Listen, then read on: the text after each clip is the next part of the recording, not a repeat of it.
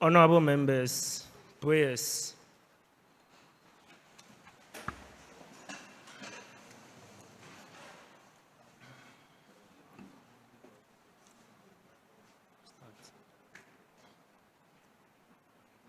Almighty God, we humbly beseech Thee to look with favor upon this Youth Impact Parliament.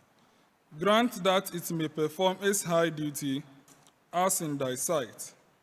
Give divine guidance to the Executive Director of Youth Impact Movement.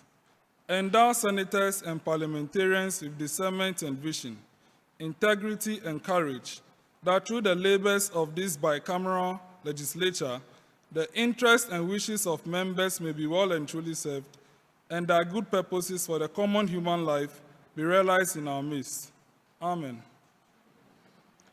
O God, grant us a vision for this Senate and Parliament, fair as it might be, a fraternity of righteousness, where none shall wrong his neighbor, a fraternity of plenty, where evil and poverty shall be done away with, a fraternity of brotherhood, where all success shall be founded on service, and honor shall be given to the deserving.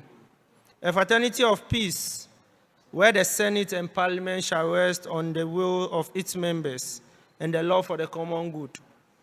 Bless the effort of those who struggle to make this vision a living reality.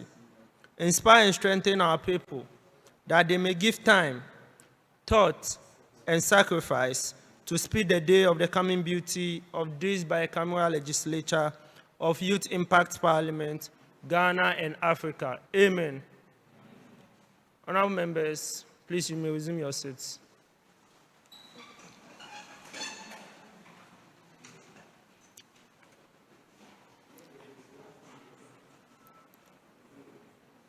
Honorable members, you are welcome to the 5th special anniversary joint sitting of Youth Impact Parliament. And without wasting much time, let's move straight to item 2 on our order paper, which is welcome address. Honorable members, the welcome address will be given by the President of the Senate in the person of Jones Amegashie-Viglo. Right, Honorable? Mr. President, rather.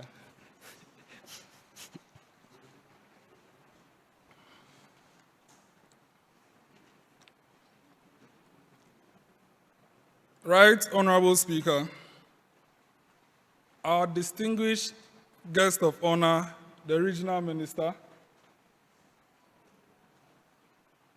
a leader of a political youth wing, the Dean of Presiding Members, distinguished guests, ladies and gentlemen, and of course, our honorable youth MPs and senators present here.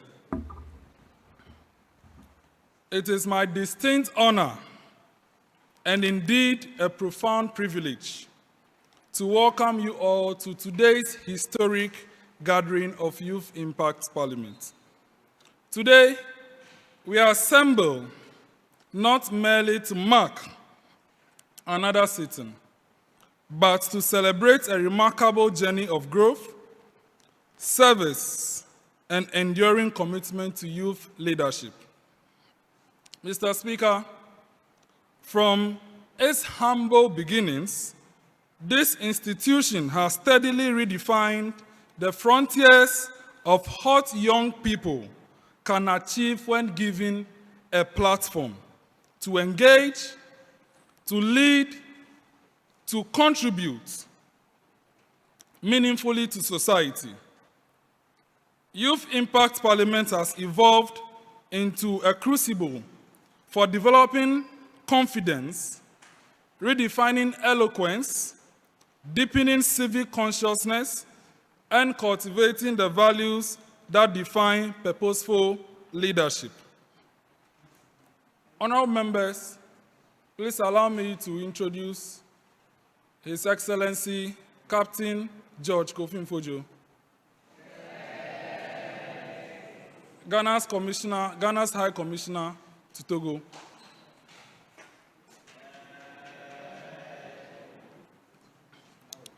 As the Executive Director of Youth Impact Movement and the President of the Senate of Youth Impact Parliament Ghana, I stand here with immense pride in acknowledging what we have built together.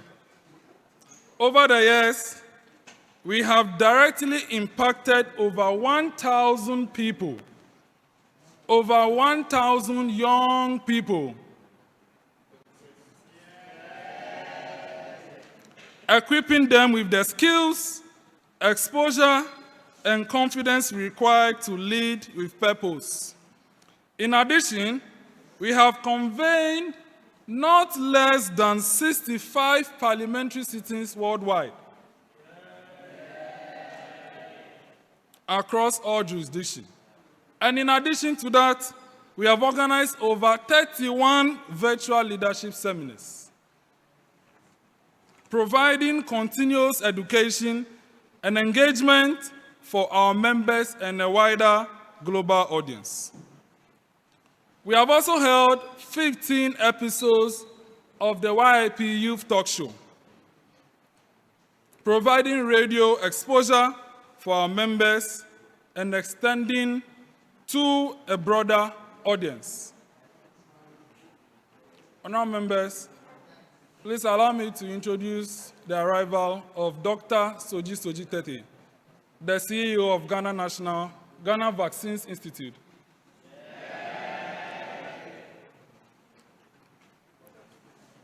From these ranks, we have nurtured leaders now serving in student governance, local government structures, as well as in the business and charitable institutions, a testament to the enduring value of our mentorship.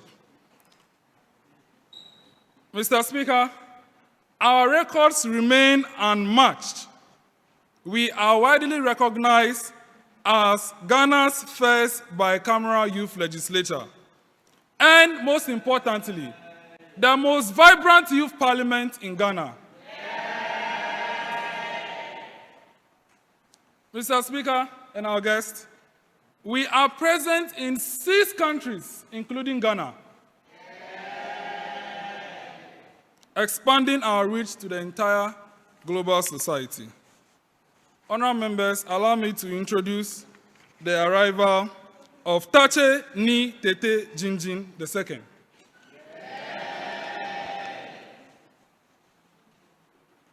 Mr. Speaker, our journey has been defined by practical legislative experience.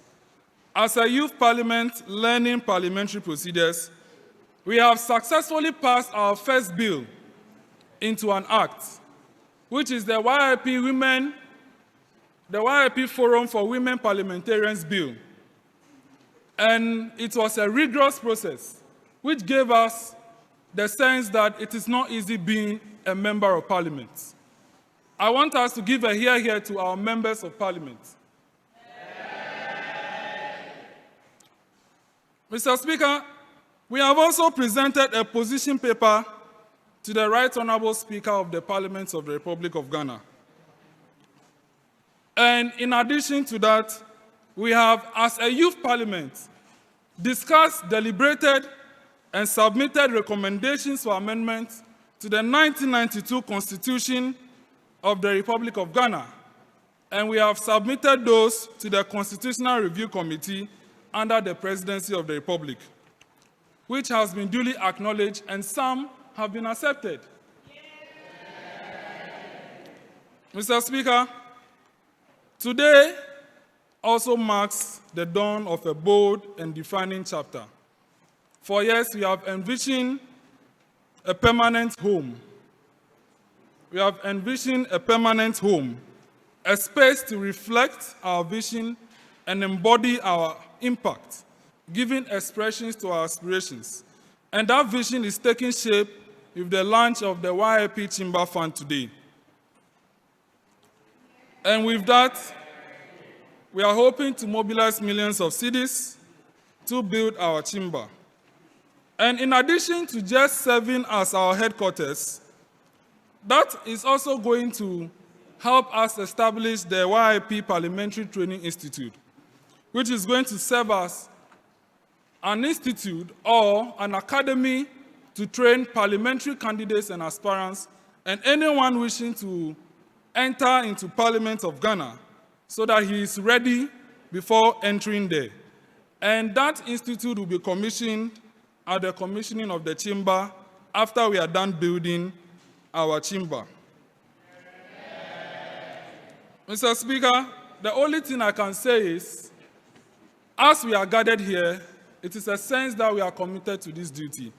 And on behalf of the entire leadership of this House, I hereby welcome you all to our 5th anniversary special joint sitting. I thank you. Where Iglo Minister will speak after here? Yeah, after protest, because if I talk, I'm already okay. We thank His Excellency Jones Amegashie-Viglo for the welcome address. Honorable members, shall I invite... Wait. They're saying that we should have him speak. Okay. So he can beat the time. Okay. So I want you to introduce this man who will come and give a short remark and introduce the man. Volta, Commander. Kwame. What is it? Asiemoah. Okay. So that you speak and then introduce the man. Okay. He's going to give a short remarks. And then introduce the man. Okay. Honorable members, shall I use this opportunity to call on Commander Kwame Jr. Asiemoah, who is the NDC Deputy Volta Regional Youth Organizer, to give us a very short remarks and introduce our regional minister.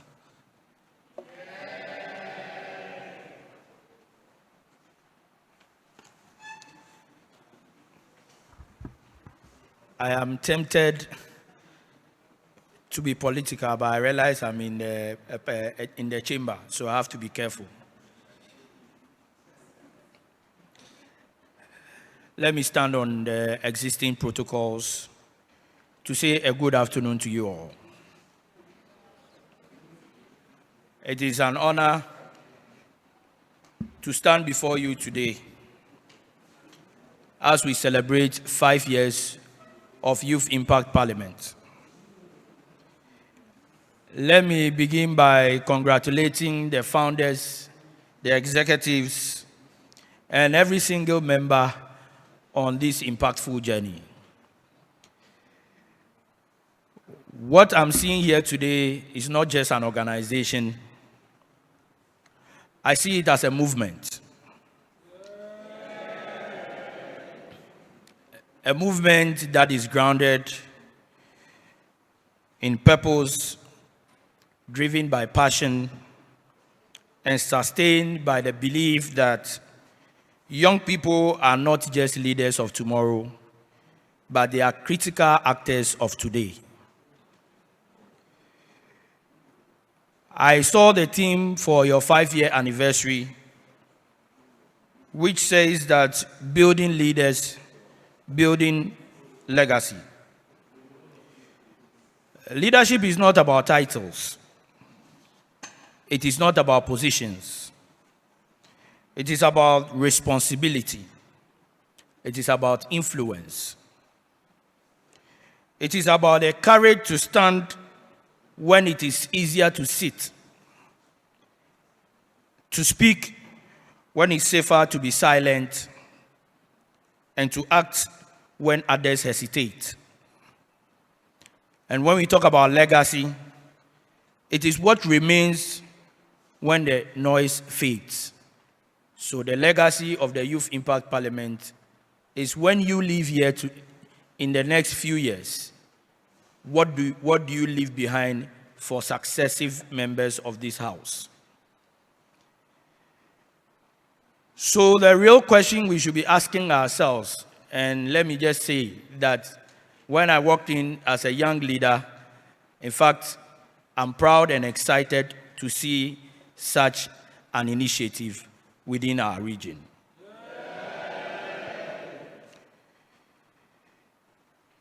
My dear young people, the world we are inheriting is complex. It is filled with challenges, economic uncertainty, governance deficits, and social inequalities. But within this challenge, we have immense opportunities. Opportunities for innovation, opportunities for reform, and opportunities for leadership. And that is why a platform such as this, the Youth Impact Parliament, becomes so critical, because they create a space where young minds are trained not to just debate, but to think critically, not to just speak, but to influence, not to just participate, but to lead. And today, by virtue of the fact that you are able to bring the regional minister here, it's a testament of the fact that the Youth Impact Parliament is making an impact and influencing people. Now, as we journey on this path of leadership, we need to know that we need to build pillars. The first pillar I will propose to you is integrity. Because without integrity, leadership becomes manipulation. But with integrity, leadership becomes trust. The second will be your competence. And I'm happy you are taking or making efforts to improve on capacity of members of this House.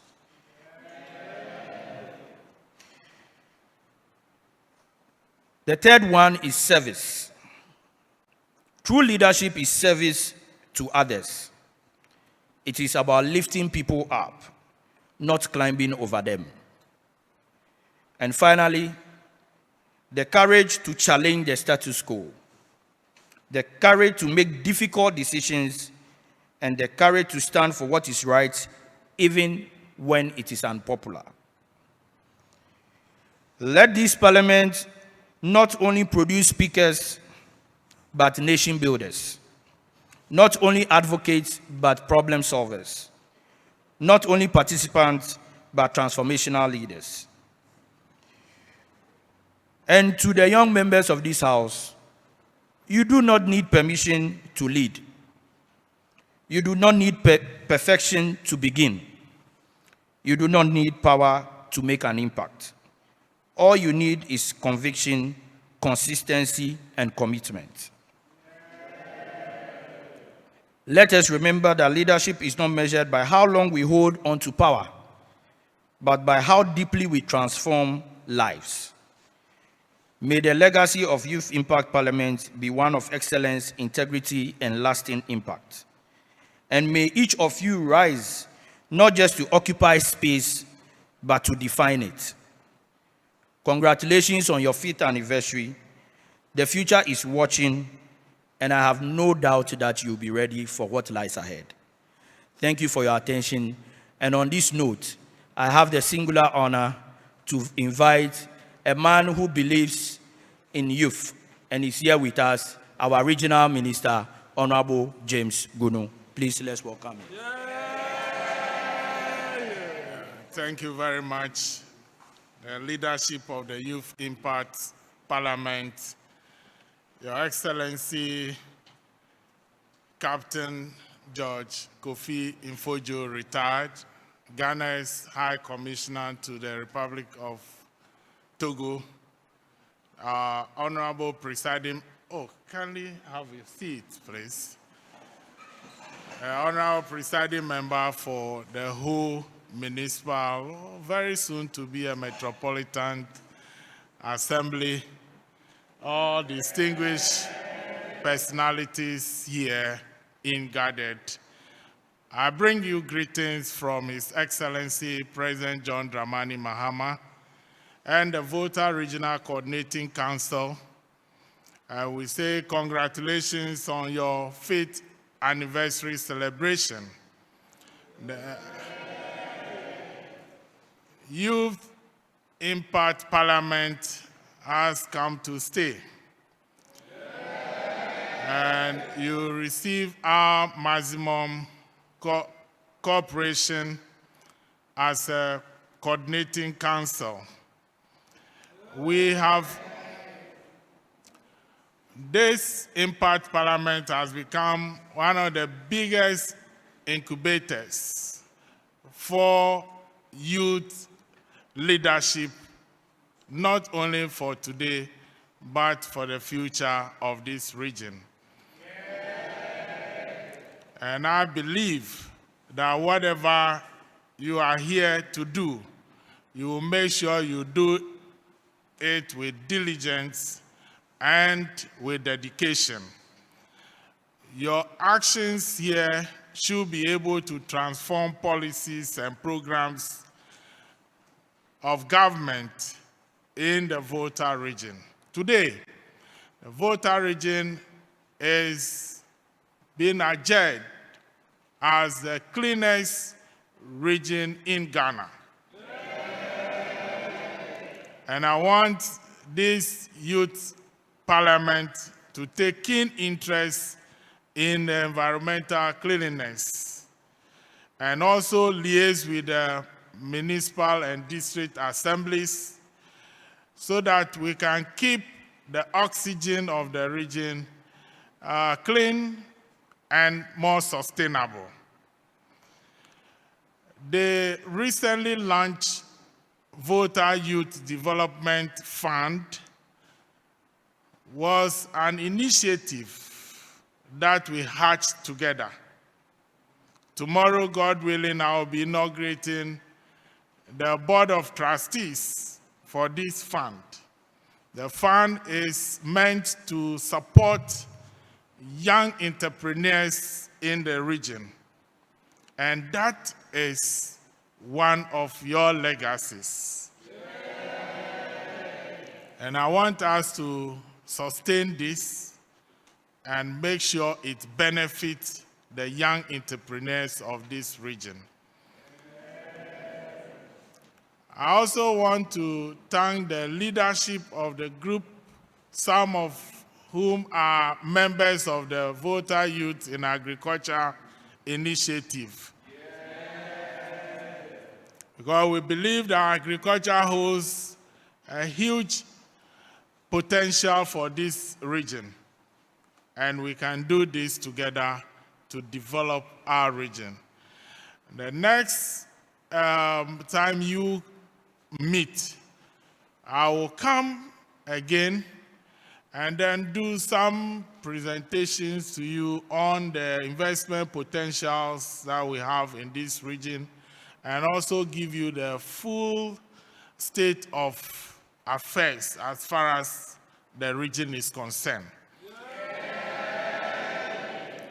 I'd wanted to come and spend some time with you this afternoon, but unfortunately, the Regional Security Council has to move to Angloga, Fuveme, where the sea has started disturbing the coast of the Angloga and its environment. So I will plead with you that if you do not see me in the next few minutes, we are on our way to Fuveme near Angloga. And I know you are celebrating, you need to get some fresh, juice and other things to refresh yourself. So I'm supporting with 2,000 Ghana cedis for your refreshment. And I'm leaving a whole of experienced people here with you. I wish you a happy celebration. Thank you.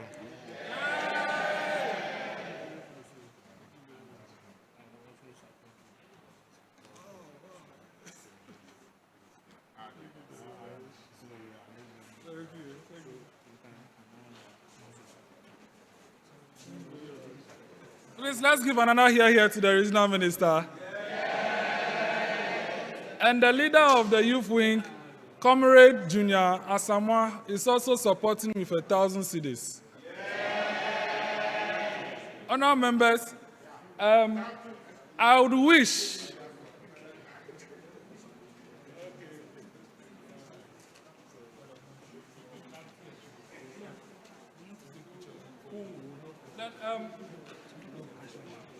So, we can take it here, right? Or we should take it here. The picture. We should go outside. We should suspend it.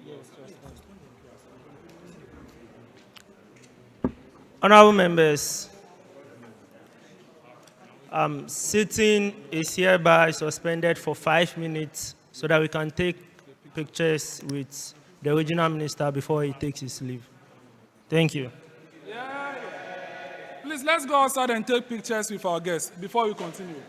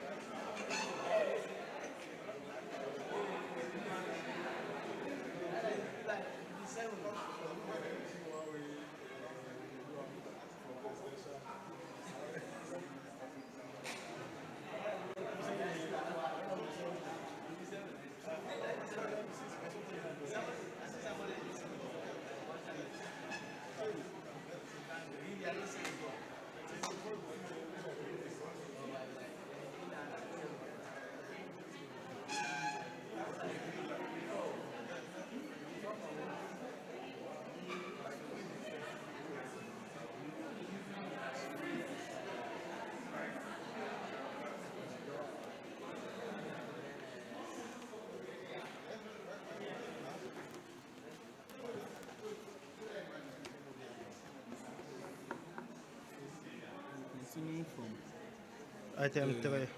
profile, yeah. Continuing from profile. So, Come and continue. Come and should call continue. on. Yeah, come and call on here. So I'll come and call on highway. Then Okay. I'll call on. You call on after me. Then you go and sit down. Okay. Where is Linda? Linda. Linda, it's time.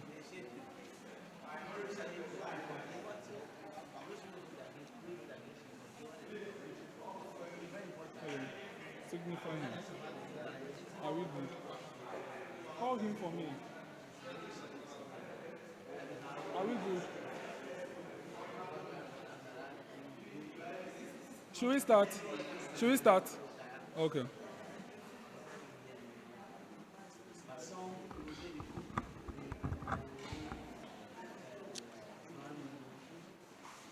Honorable members, order. Proceedings hereby resume.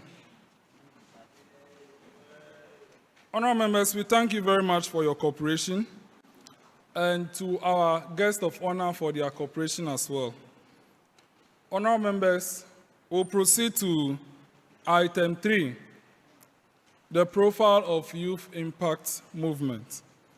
And that will be delivered by Senator Linda Sewonu-Jobo, the Deputy President Pro Tempore of the Senate. Thank you.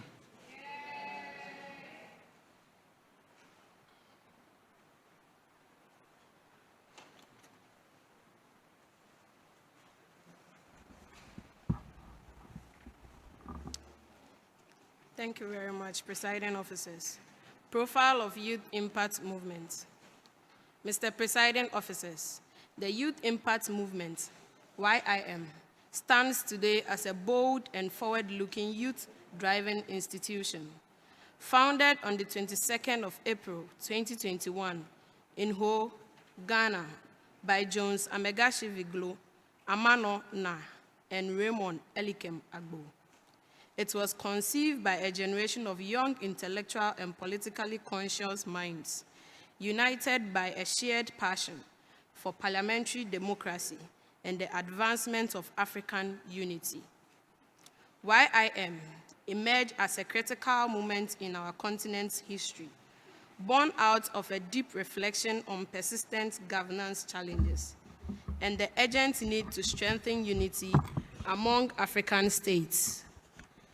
At the heart of our vision,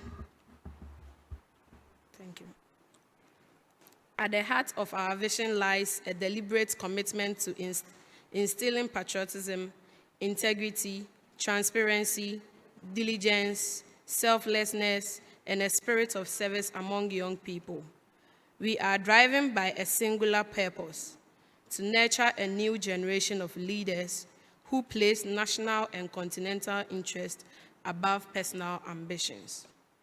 We envision the evolution of YIM into a distinguished virtual Pan-African Youth Parliament through our flagship initiative, the Youth Impact Parliament, that is YIP. Our mission is to cultivate a strong culture of democratic values, good governance, and a character-driven leadership among African youth, with Ghana as our foundation and the continent of our horizon. Across Africa today, many young people find themselves disillusioned by prevailing governance system, enduring challenges such as corruption, mismanagement of resources, human rights concerns, ethnic division, weak healthcare and education systems, failing infrastructure, energy constraints, and the absence of a cohesive national vision continue to impede progress. While there have been commendable strides in our quarters, the call for transformative, ethical, and visionary leadership remains more urgent than ever. Mr. Presiding Officers, the Youth Impact Movement operates through two strategic pillars. The Youth Impact Parliament, YIP, serves as a premier leadership development platform equipping young people in Ghana, across Africa with critical skills in character formation, parliamentary practice, and good governance. Complementing this is the Youth Impact Foundation, YIF, which functions as our humanitarian and resource mobilization arm, fostering partnership with charitable organizations and philanthropists to advance our mission. Through these structures, YIM is intentionally shaping a new paradigm of leadership in Africa. Our focus spans character and integrity development, public policy engagement, democratic participation, constitutional literacy, education and healthcare advocacy, gender equity, social value orientation, and the promotion of patriotism. We are building leaders who are not only competent, but also principled and purpose-driven. Our mission is clear: to raise a generation of African youth leaders defined by unveiling integrity, disciplined character, and an unyielding commitment to service. We seek to contribute meaningfully to national development, deepen democratic governance, and strengthen the bonds of African unity. Through our programs and intervention, we empower young people to become catalysts for positive transformation and champions of ethical leadership across the continent. Our objectives are anchored in fostering character development, promoting responsible and democratic youth leadership, enhancing public speaking and advocacy skill, creating meaningful linkage with parliamentarians and governance experts, and advancing humanitarian initiatives through strategic collaborations. In confronting today's challenges and preparing for tomorrow, the Youth Impact Movement stands as a force in shaping Africa's governance future. With dedication, collaboration, and a firm commitment to ethical leadership, we believe Africa's youth will rise to define a new era of transformative leadership. Thank you.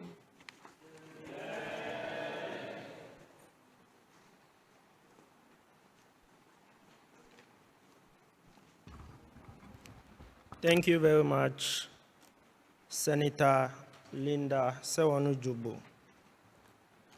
Honorable members, we'll move straight to item 4 on the order paper, which is information on the Youth Impact Foundation.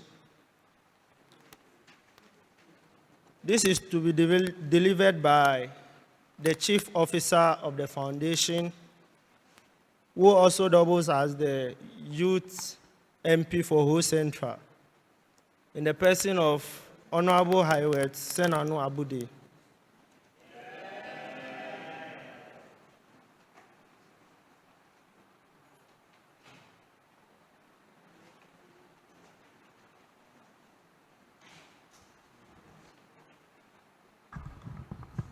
Thank you, Mr. Speaker. Information on the Youth Impact Foundation. Mr. Presiding Officers. Is it okay?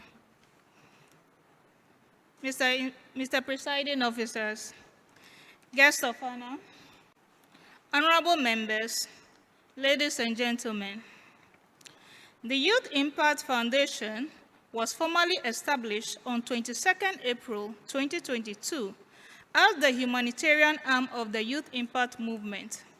It was born not merely as an institution, but as a heartfelt response to the silent struggles within our communities, a commitment to stand with the vulnerable, to uplift the forgotten, and to restore hope where it is most needed. At its core, Youth Impact Foundation exists to sever humanity. Our mission goes beyond charity. It is rooted in compassion, dignity, and empowerment. We seek not only to provide relief, but to create pathways. Pathways that enable individuals to rise above limitations and reclaim their future. We believe that true impact is not measured by what we give, but by the lives we transform. One person, one family, one community at a time. Since its establishment, the Foundation has worked hand in hand with like-minded partners, including Osborne Cares Foundation, Vera and Friends, Seth and Friends, and Cyril and Friends. In moments of crisis, such as the Akosombo Dam village, Youth Impact Foundation made efforts to mobilize support for affected victims, reflecting our commitment to respond with agency, empathy, and responsibility when humanity calls. As we mark our 5th anniversary on Wednesday, 22nd April 2026, the Youth Impact Foundation will lead a special donation to the Rema Ghana Orphanage Home in Ho. This is more than an activity. It is a reflection of who we are. On the very day we celebrate 5 years of existence, we choose to give, to share, and to extend love to those who need it most. In this spirit, we humbly appeal for support toward this cause, knowing that together, our collective kindness can create lasting impacts. Looking ahead, our vision remains clear: to reach further and do more. One of our ongoing initiatives is a donation drive to provide books and pens to selected junior high schools in the Volta region. This effort is not simply about materials. It is about possibility. It is about placing tools of hope into the hands of our young learners and reminding them that their dreams are valid and within reach. We therefore call on all meaning individuals, corporate bodies, and development partners to join us in this journey of compassion and impact. Support can be extended via MTN Momo Pay ID 781672. Let me take that again.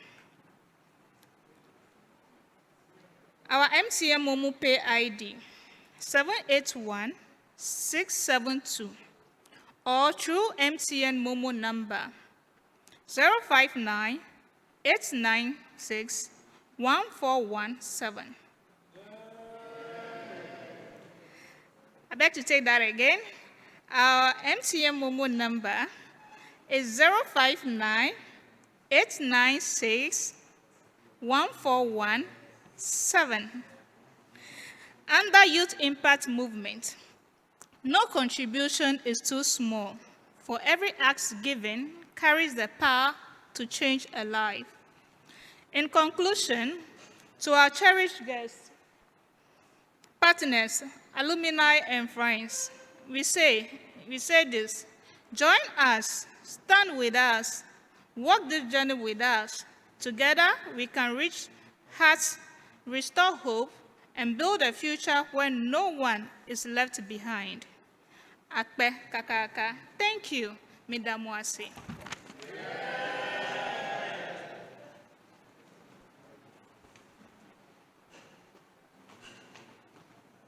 Let's give another one for our foundation. In the case you were not listening, she stated emphatically that this Wednesday, on the 22nd of April 2025, Youth Impact Foundation will be leading a donation exercise at Rema Orphanage Home. So we are calling on you to join us, because this exercise is going to be our celebration is going to be part of our celebration. So on that day, please ensure that you join us to also touch the lives of others. Thank you very much.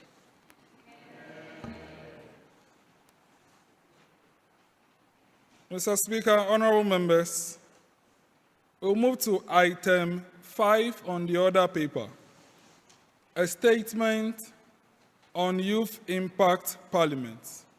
This statement is a short history on what the Parliament has done in these 5 years. And that will be done by no other person than our own Speaker of Parliament, a 2-term Speaker, Right Honorable Adam Usman. Thank you.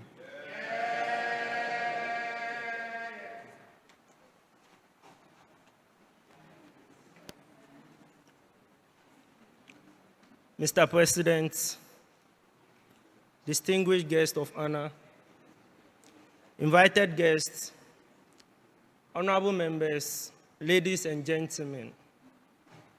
The Youth Impact Parliament is a youth-led platform committed to promoting leadership development, democratic participation, and public speaking excellence among young people. It continues to provide a structured avenue for engaging youth in governance and policy discourse, with the aim of contributing meaningfully to the national development. Mr. President, prior to the first parliament, a pilot parliament was convened to test and shape this vision, then known as the Whole Technical University Youth Parliament. It held its first sitting on the 8th of May 2021 in this very hall with just 20 members, led by Right Honorable Jones Amegashie-Viglo as Speaker then. It served as a practical foundation for parliamentary procedures and structure. After 2 additional sittings, it was dissolved, leading to the adoption of the name Youth Impact Parliament and the establishment of a more structured body. Mr. President, honorable members, the first Parliament of Youth Impact Parliament commenced on the 8th of August 2021 under the speakership of Right Honorable Jones Amegashie-Viglo, beginning with approximately 20 members. Before the end of its tenure, standing orders were drafted and adopted, and constituencies representation were introduced across 4 regions, namely Volta, Oti, Eastern, and Greater Accra. In the second parliament, Right Honorable Jones was retained as Speaker. During this period, the road project was initiated, leading to the production of official robes for the Speaker, Deputy Speakers, clerks, and deputy clerks. Right Honorable Jones Amegashie-Viglo continued as Speaker in the 3rd Parliament also. Despite its challenges, the 3rd Parliament recorded significant institutional progress. A full committee leadership system were implemented, hybrid sittings were introduced, and constituency representation expanded to cover 9 regions. Members also benefited from capacity building engagements facilitated by distinguished guests, contributing to a more informed and active youth legislature. In the 4th Parliament, we marked a transition in leadership with Right Honorable Adam Usman, myself, assuming the office as the Speaker of this noble House. Representation expanded to include members from the Volta, Oti, Eastern, Greater Accra, Central, Northern, Northeast, Ashanti, Gunu, and Upper West regions, covering a total of 220 constituencies. During this period, additional parliamentary roles were introduced for assistant clerks, marshals, and deputy marshals. Honorable members, we are in the 5th Parliament, and I was retained as a speaker once again. Representation has since been extended to all 276 constituencies across the Ghana's 16 regions. The 5th Parliament is scheduled to be dissolved on Saturday, 8th of August 2026, paving the way for the inauguration of the 6th Parliament and a new leadership cycle. Mr. President, honorable members, in strengthening the institutional framework of Youth Impact Parliament, the Senate, which is the upper chamber of the Parliament, was established on the 10th of May 2024 with His Excellency Jones Amegashie-Viglo, who served as its foundational president. The first Senate was inaugurated on the 11th of January 2025 and continues to function actively. Honorable members, I'm glad to inform you that the Senate is fully equipped with official robes reflecting the formality and tradition of legislative practice. This marks the first instance of an upper chamber within a youth parliament in Ghana. Honorable members, to date, the Senate and Parliament has convened in no fewer than 4 joint sittings to conduct legislative business. Mr. President, honorable members, in furtherance of the youth development at the grassroots level, the Youth Impact Parliament Campus Club for junior high schools and senior high schools was launched during our 3rd anniversary. This initiative is designed to nurture civic consciousness and leadership among students at the basic and second cycle levels, serving as a preparatory platform for future youth MPs and senators. Honorable members, on the 21st of April 2026, which is this upcoming Tuesday, the Ola Girls SHS YIP Campus Club will be launched with activities including orientation, swearing of student leaders, and a mock parliamentary session. Honorable members, I will entreat all of you to make yourself available so that we make this launch a success. Mr. President, Youth Impact Parliament's influence extends beyond Ghana, marking its international presence. The Ugandan chapter was launched on the 11th of November 2022, initially led by Speaker Leodinus Asiemoah of the Kagoshi constituency, and it was later succeeded by Speaker Dennis Animukama of Mbambra City constituency. Honorable members, the Indian chapter followed on the 13th of November 2023, led by Speaker Bandaru Shaka from Andhra Pradesh. The Namibian chapter was also launched on the 22nd of March 2024 under Speaker Lucas Ngashipola. The Kenya chapter was also established on 24th of February 2025 with Speaker Alex Ndasaba, who later handed over to Speaker Titus Menia Gituku. The South African chapter was also launched on the 1st of February 2026, which is this year, and is under Speaker Siyabonya Nzima. Honorable members, YIP currently operates in 5 countries in addition to Ghana, reflecting its expanding global footprint. Mr. President, honorable members, the Conference of YIP Speakers and Presiding Officers was established as a strategic coordination platform for leadership across all YIP chapters.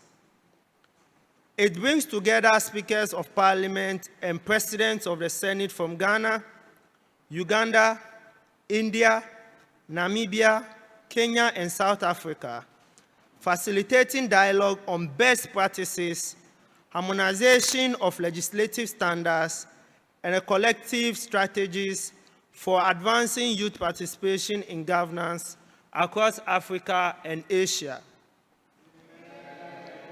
Honorable members, YIP engagement with national institutions has been demonstrated through official visits to the Parliament of Ghana. On the 29th of November 2023, members engaged with the 8th Parliament of Ghana, participated in an orientation session, and observed parliamentary proceedings. A second visit on the 20th of March 2025 to the 9th Parliament of Ghana further strengthened our engagement.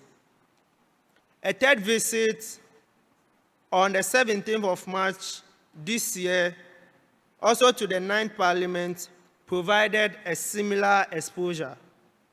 This engagement culminated in the formal recognition of YIP on the parliamentary floor as the Ghanaian first bicameral youth legislature. Mr. President, members of parliament, on 16th March 2023, the Youth Impact Parliament won the debate competition organized by the Parliament of Ghana to commemorate the 30 years of uninterrupted parliamentary democracy. Honorable members, as you can see on the clerk's table, we have our winning prize. In terms of financing, the Youth Impact Parliament sustains its operations financially through dues from members, donation from patrons, guests, and supporters, as well as the prize money.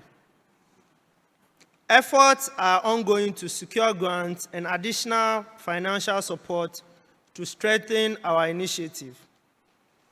Mr. President, membership in Youth Impact Parliament is voluntary and based on a conscious commitment to leadership development and self-improvement. Members are expected to attend sittings regularly, actively participate in proceedings, and meet their obligations. While the institution does not provide material allowances, it offers opportunities for knowledge acquisition, leadership training, and personal development.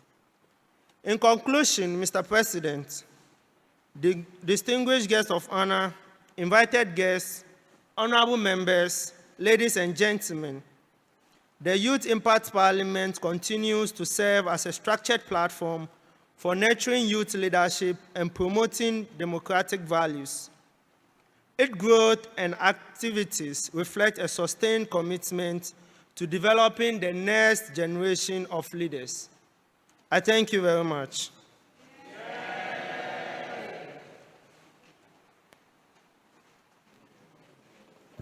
Honorable members,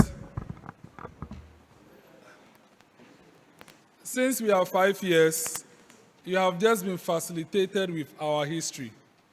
And let it be known that in this entire 5 years, it was not only Mr. Speaker and I, it was the entire Parliament, the majority caucus, the minority caucus, our beautiful clerks,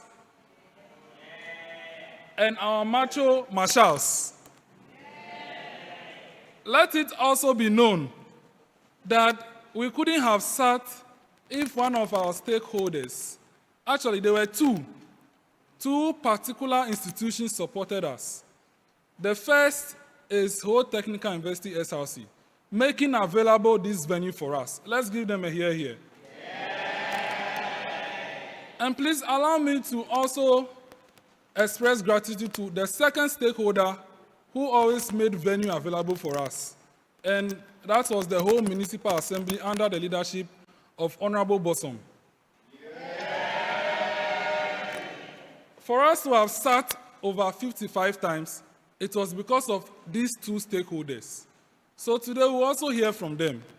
The SRC will give a pleasantry, and Honorable himself, as well as all our guests. So, in the case your throat is yearning, there is water available. But if the yearning is not yearning very well, we have local bar at the back. But if your tummy is still hot, hitting the guitar, food is coming very soon. Don't worry. Today, we are number 5 correctly, properly. The vocabulary is not coming, but you understand, right? Fantastic. Thank you so much. Let's move to item 6 on the other paper. Testimony on Youth Impact Parliament. And that will be done by our very own Second Deputy Speaker of Parliament in the person of Constantina Etonam Afi Agbenola Oduga. Thank you very much.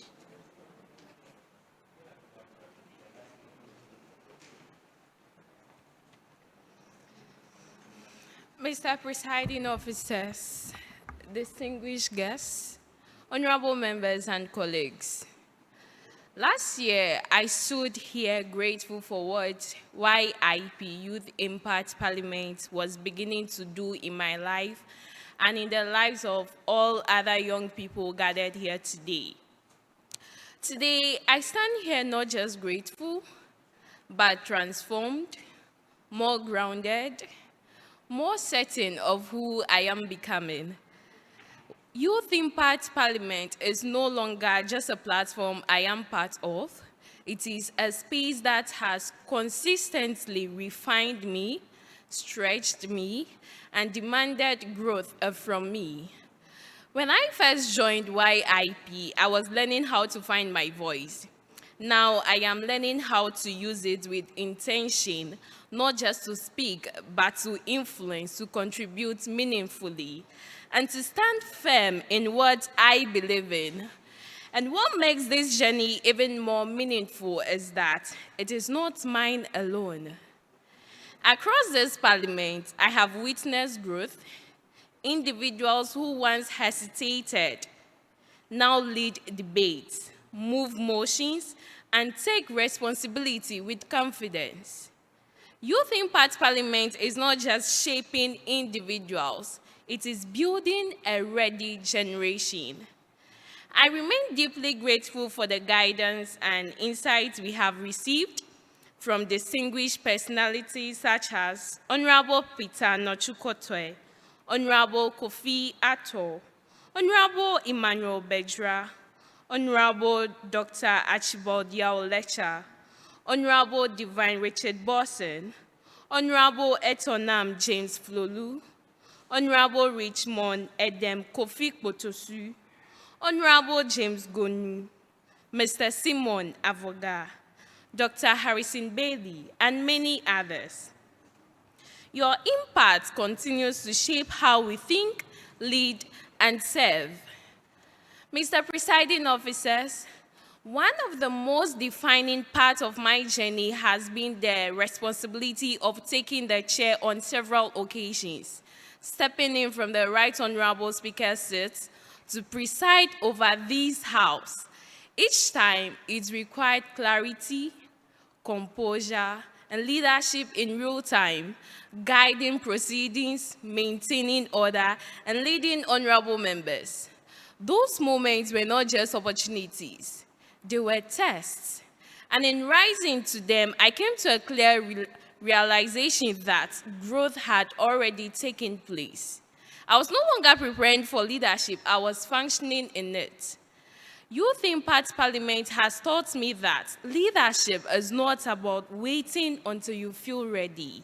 It is about rising to responsibility and growing through it. Public speaking is now a natural part of me, but beyond that, I have learned how to listen, how to engage meaningfully, and how to lead with purpose. Internally, I have become more self-aware, more disciplined, and more confident in my capacity.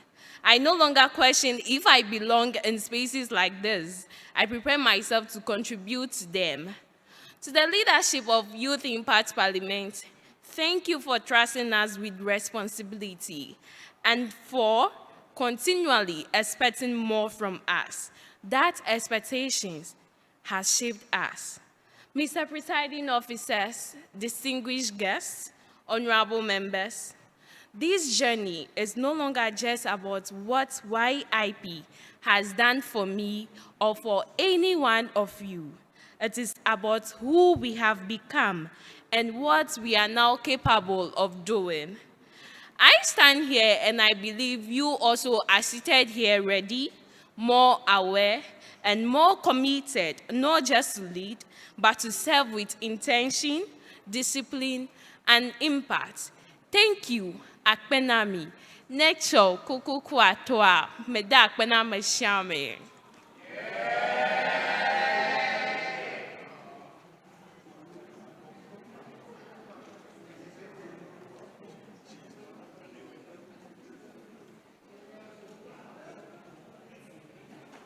Honorable members, I was tempted to continue in Ewe, but it looks like my lines are not lining. So it's better I continue in a language I know. Honorable members, item 7 on our order paper, which is the project status. Honorable members, being 5 years is not an easy journey. So it will be fair that we present a project status addressed to the House. Honorable members, it will be delivered by the President of the Senate, Honorable Jones Amegashie-Viglo. His Excellency, please, you have the floor.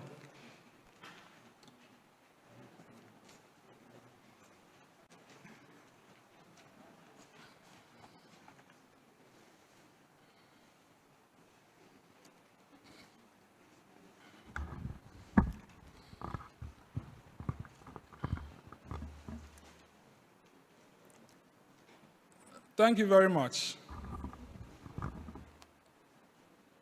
Honorable members, today we have present Volta today to give you live updates on our anniversary. So better post so that you show well when Facebook captures you. Yes, and other media houses as well as they are here to capture the events for today. Right Honorable Speaker, Your Excellency, the High Commissioner, Honorable Dean, the Honorable former MC, the CEO of National Vaccines Institute,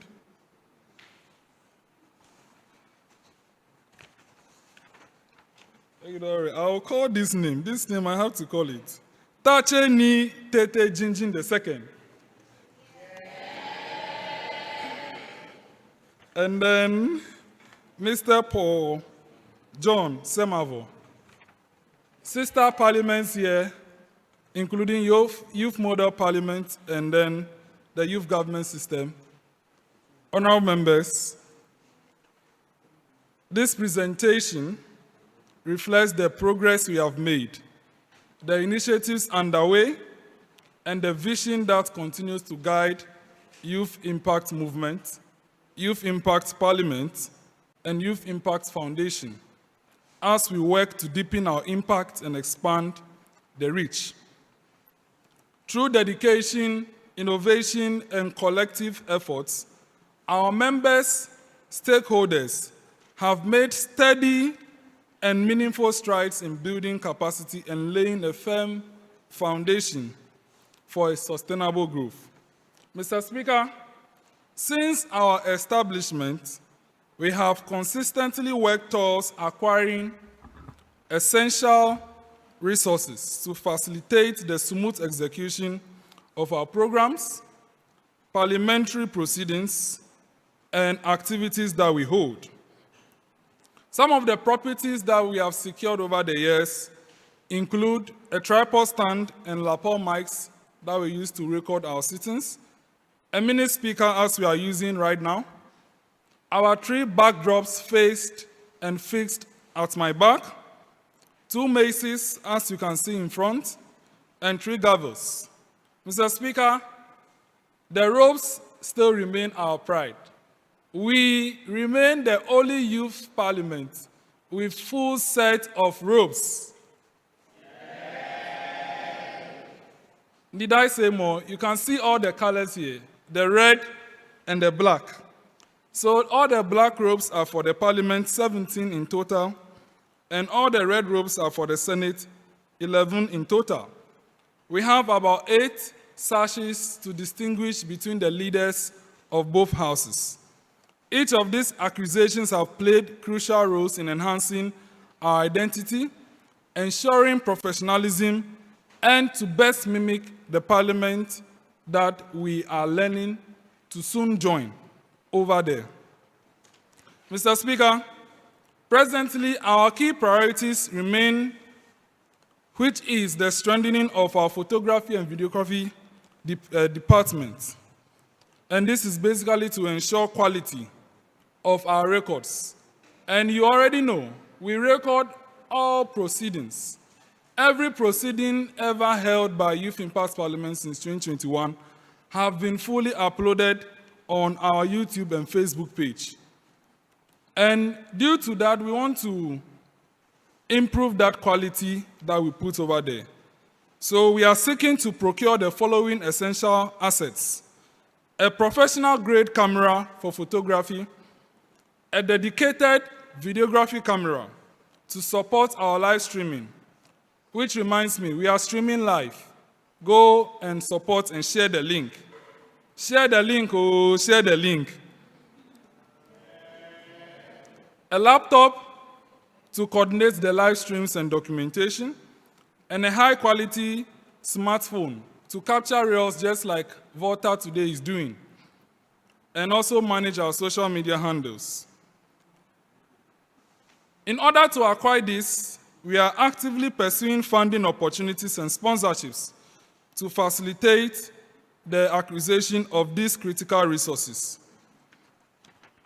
At the same time, Right Honorable Speaker, we are actively mobilizing resources and partners to support the growth and sustainability of our international chapters.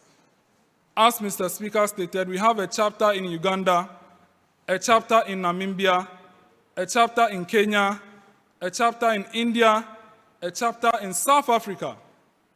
So we want to mobilize some resources to support them as well. Mr. Speaker, beyond these immediate priorities, our focus is firmly set on a transformational long-term vision, which is the establishment of a permanent home for Youth Impact Parliament. And that is the development of the YIP chamber and office complex. You don't want us to build it? Let me repeat again. We want to build the YIP chamber and office complex in the long term. Yes. And we are gathered here today to basically launch the YIP Chamber Fund. To launch the YIP Chamber Fund.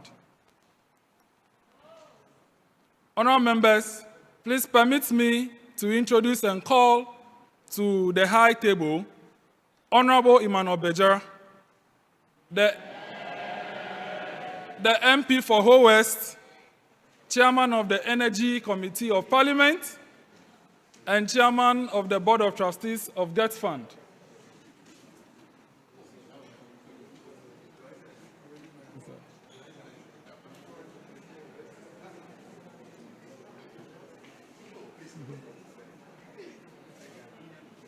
Honourable members, as you can see, the house is loaded.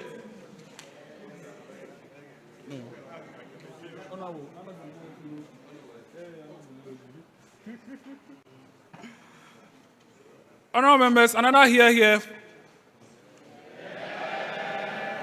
The house is loaded. Since the throats of honourable members are also gingering, let me just give you information ahead. All members will be given opportunity to introduce themselves. So when we get there, please just be quick about it. Thank you very much. So we are gathered here today to officially launch the YIP Chamber Fund, a strategic initiative aimed at mobilizing financial resources to bring this vision into a reality. This fund marks the beginning of a structured and deliberate journey towards building a facility that reflects the stature, impact, and aspirations of this movement. Honourable members, the structure we have in mind is a story, a chamber, that is just a story building, which will house at least 200 participants or 200 MPs, and it will have a gallery of about just 100 participants. So at the end, it will be 300-seater chamber. Honourable members, beyond its parliamentary function, the chamber is also going to serve as another strategic venue in the Volta region. Because we don't have any venue like this that can accommodate stakeholder consultations, board meetings, where there are mics with the participants. Because this type of venue, as you know, would be able to accommodate all this. So the facility is going to benefit the society as well.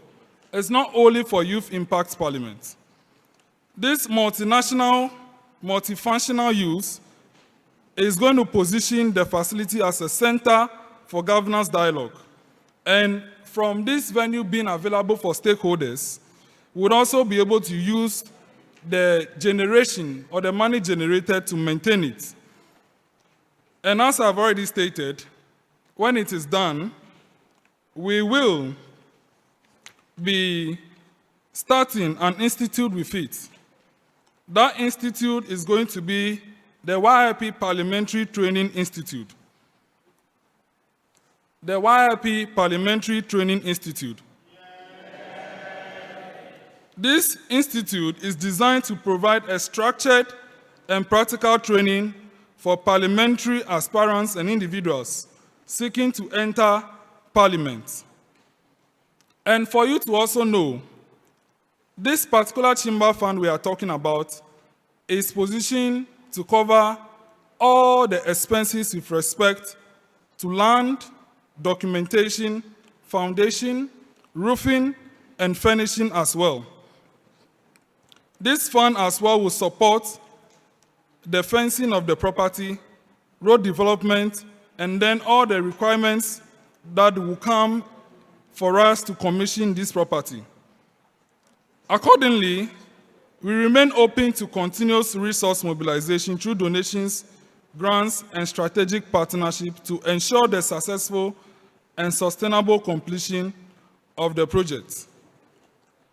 Mr. Speaker, as we leverage on these initiatives, we extend a sincere invitation to all individuals, organizations, and development partners to support this vision. And on that note, may I accordingly welcome my brother, Calvin Gavivina Okujeto. In conclusion, Youth Impact Parliament is on a transformational path that seeks not to only train our members, but to also build structures, inculcate values, and build leaders with integrity to lead the future. Because the future is now, and the youth are in charge. On that note, I thank you very much for your attention.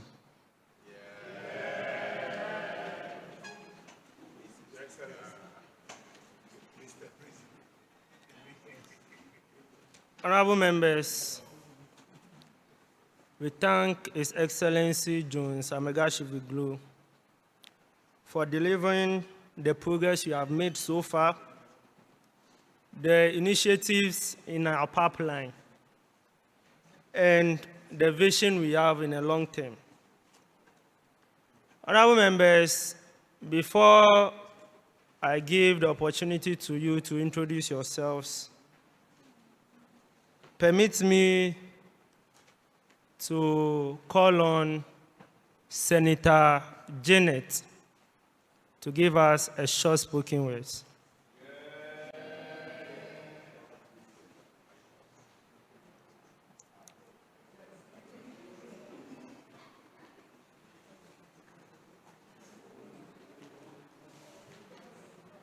Thank you, Mr. Speaker.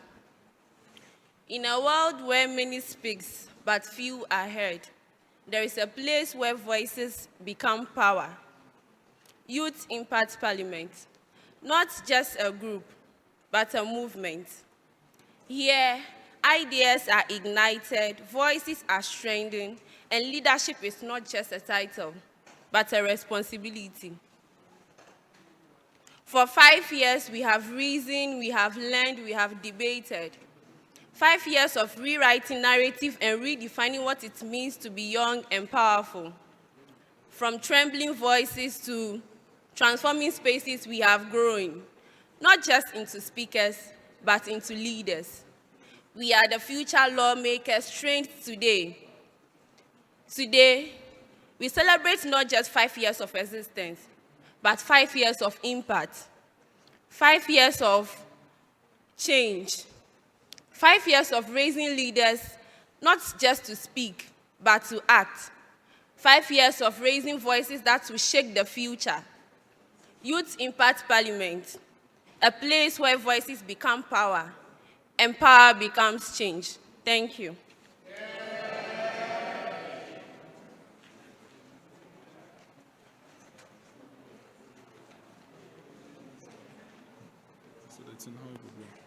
We will do the introduction.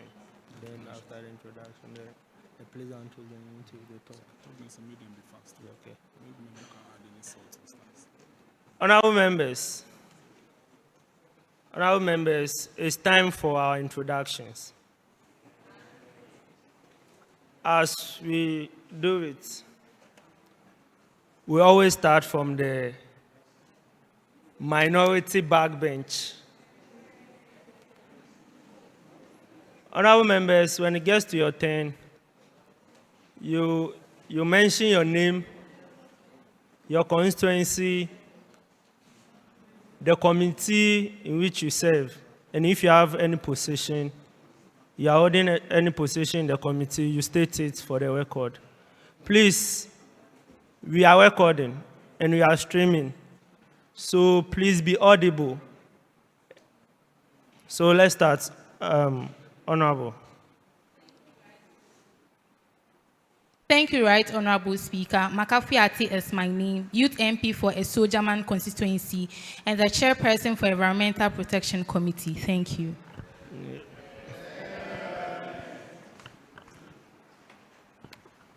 Thank you, Mr. Speaker. My name is Kluche Goslav Gloria, Deputy Clerk Operations for the Parliament. Thank you.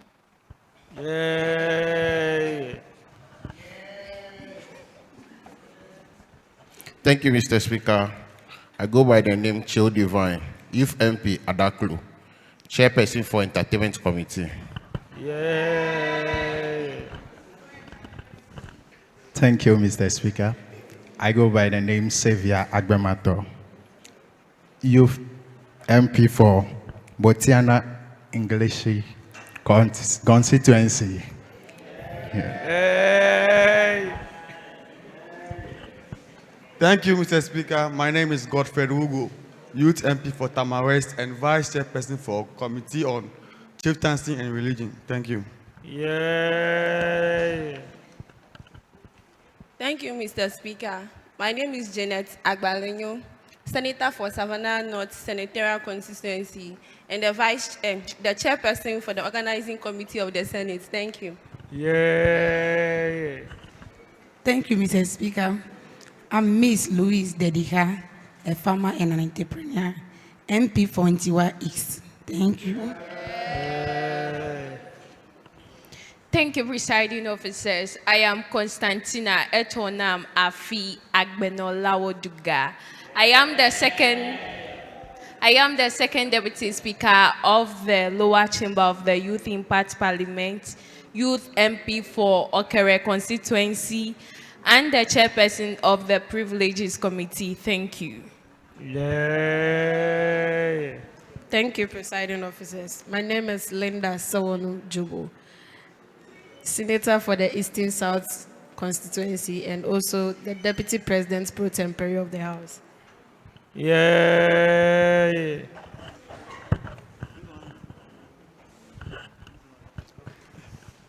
Mr. Speaker, my name is Dennis Ataje Agbenya,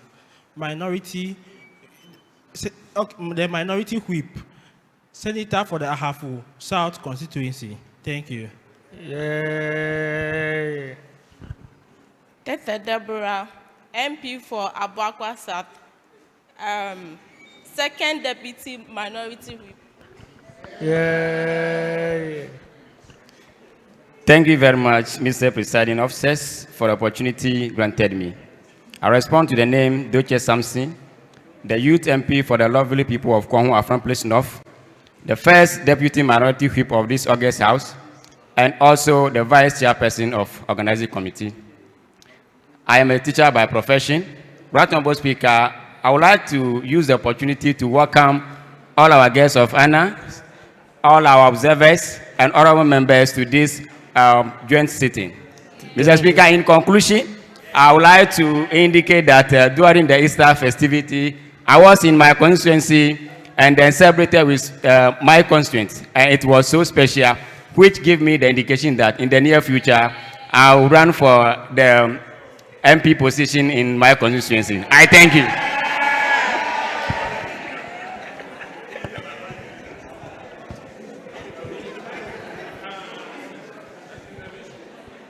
Thank you very much, Mr. Speaker, for the opportunity.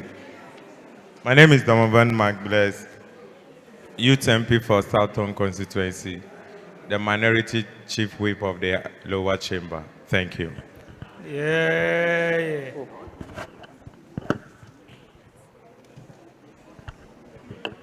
Yeah, thank you very much, Right Honorable Speaker, for the opportunity. My name is Robert Fiaonu, the Youth MP for Krachi's constituency, and also a Vice Chair for the Intelligence Committee. Yeah, Mr. Speaker, it's an honor to be here, and together with my constituents, I want to say a big congratulations to Youth Impact Parliament for 5 years. And Mr. Speaker, another one before I conclude is, you know, the room is looking very nice and beautiful, but I want to thank Honorable LC for a wonderful work done. The people who come together to organize the place. Thank you very much, Right Honorable Speaker. Thank you very much, presiding officers, our invited guests, for the opportunity. My name is Wanda Nicodemus Jamashi, the Youth MP for the good people of Anglo constituency, Minority Leader of the Youth Impact Parliament, and the Chair of the Intelligence Committee. Thank you. Honorable members, let's move to the majority backbench. Marshal, Please start from Honorable Atipo.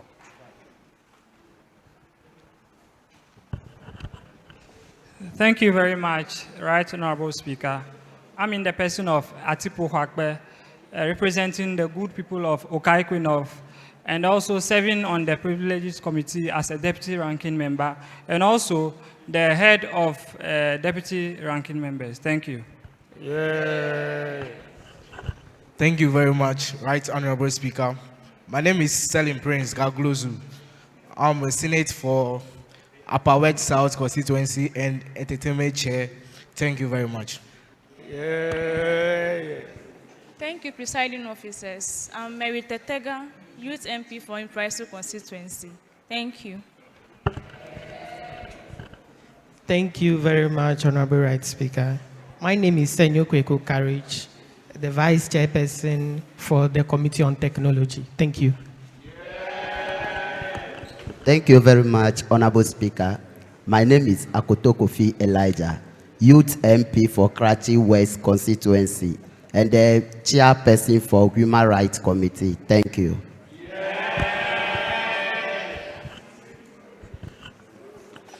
Yeah, thank you, Mr. Speaker. My name is Emmanuel, Deputy Marshal Pro Tempore. Yeah. Thank you, presiding officers. I'm in the person of Elsie Akofa Coven, the cluster head chairperson, the chairperson of the organizing committee, and a member of the business committee. Thank you. Thank you, Right Honorable Speaker. I go by the name Ruth Ama Agbe, Youth MP for Ayawaso North and chairperson for the Committee of Gender and Children. I'm a teacher by profession, a hardworking lady. So if there's any opportunity, you can call on me. Thank you. Thank you, Mr. Speaker. My name is Mary Dugbaza. I am the Vice Chair for Committee on Food and Agriculture and also the Vice Chair Actions for Fellow for Women Parliamentarians. I am the Youth MP for Asiemoah constituency. Thank you. Yeah. Thank you, Mr. Speaker, for the opportunity. My name is Emmanuel Akpabli, the Youth MP for Ketu North, the Chairperson of the Committee on Student Relations. Thank you.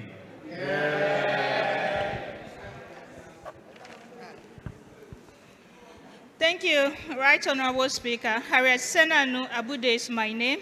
I'm the Youth MP for Ho Central, Chairperson for Special Budget Committee, and Chief Officer of the Youth Impact Foundation. Please, let the contributions be coming, eh? Thank you, Mr. Speaker. My name is Moses Esemenu, Senator for Bono South and also Majority Whip. Yeah. Thank you very much, Honorable Speaker. My name is Adonu Charles, Honorable Adonu Charles, the Youth MP for West Constituency, and also the Chairperson for the External Affairs Committee.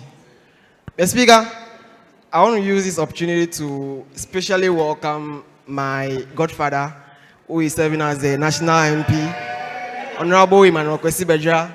You are welcome, and all the guests, you are all welcome. Thank you very much, Mr. Speaker. Thank you very much, Mr. Speaker and the guest house. I respond to Richard Kojo Amenya, Senator for Volta West and the Chairperson for Publicity Committee at the senatorial level. Thank you.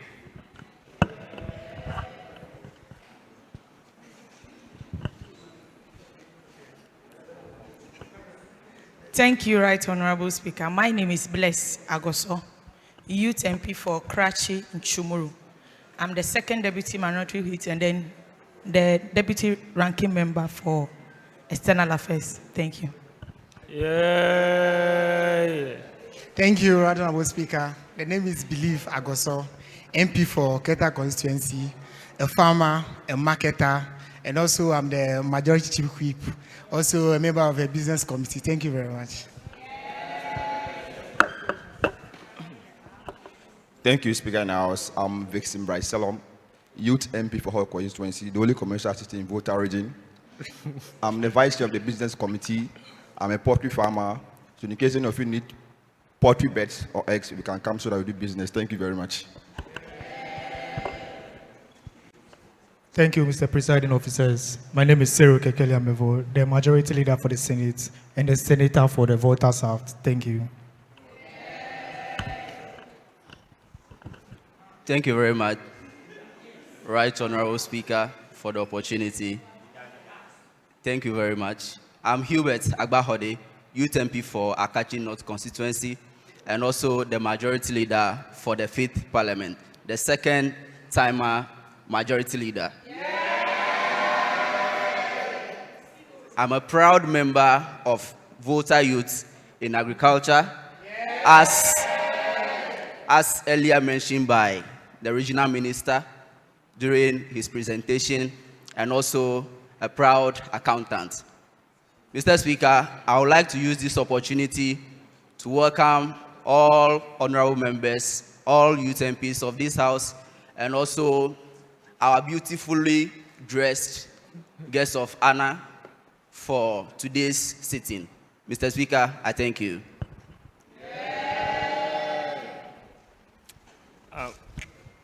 Marshal, please let the clerks also introduce themselves for the records. Thank you, Right Honorable Speaker. I am Wilhelmina Irabna Oheniwa Okutu and the Clerk to Parliament. Thank you. My name is Matilda Akosa-Dosia, the Deputy Clerk Publicity. Thank you. Honorable, please, you were not audible at all. We didn't hear anything. My name is Matilda Akosa-Dosia, the Deputy Clerk for Publicity. Thank you. Thank you, Presiding Officers. I'm called Imelda Seyo-Serifua. I'm the Clerk to the Senate. Thank you, Right Honorable Speaker. I'm in the person of Elizabeth Kluche, Deputy Clerk of the Senate. I'm Osei Prince Yeboah, the Marshal of the Senate.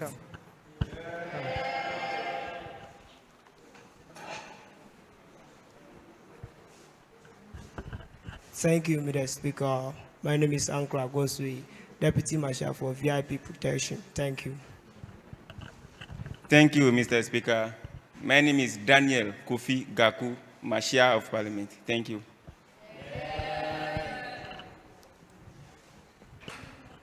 Honorable members, Abi, you already know my name. No. Honorable members, you don't know my name. No. Okay. Honorable members, I am Adam Usman. I'm the second-time speaker.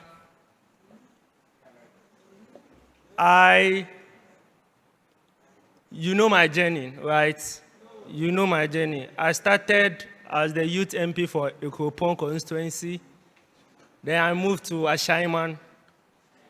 Yes, youth MP for Asiemoah. Then I became the speaker for the 4th Parliament, and I was retained as the Speaker of the 5th Parliament.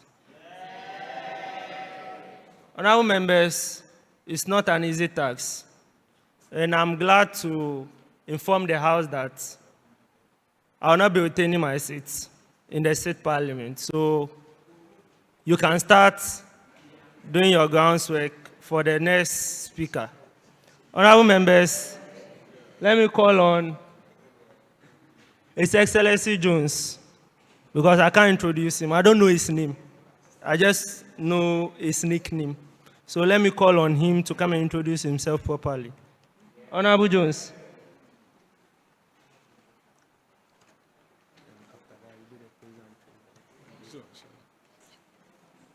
Mr. Speaker, thank you for introducing yourself. I would also do as expected and introduce myself. But I'm also going to introduce our guests as well. So my name is Jones Amegashie-Viglo. Thank you very much. Okay, I am also the President of the Senate. Thank you very much. Honorable members, we have for the first time an honor being done to Youth Impact Parliament. We have in our presence guests who have come from afar to witness and celebrate with us. Before we proceed with the program, please, with all due respect, give me the opportunity to reintroduce them for the records and our attention. We have present here Mr. John Paul Semavo, CEO of Volta Cabins. We also have here present Mr. Calvin Gavivina Okujeto, youth activist and then businessman. We also have here present Honorable Mawunyo Agbe, presiding member for Home Municipal and Dean of all presiding members in the Volta region. And Regional Director of Maslock.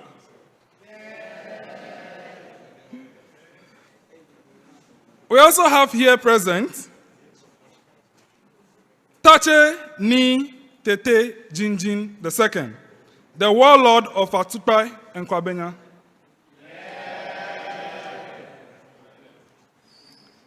We also have here present the CEO of the National Vaccine Institute, Dr. Sodzi-Tettey. We also have here present one of our patrons, Honorable Divine Richard Bosson.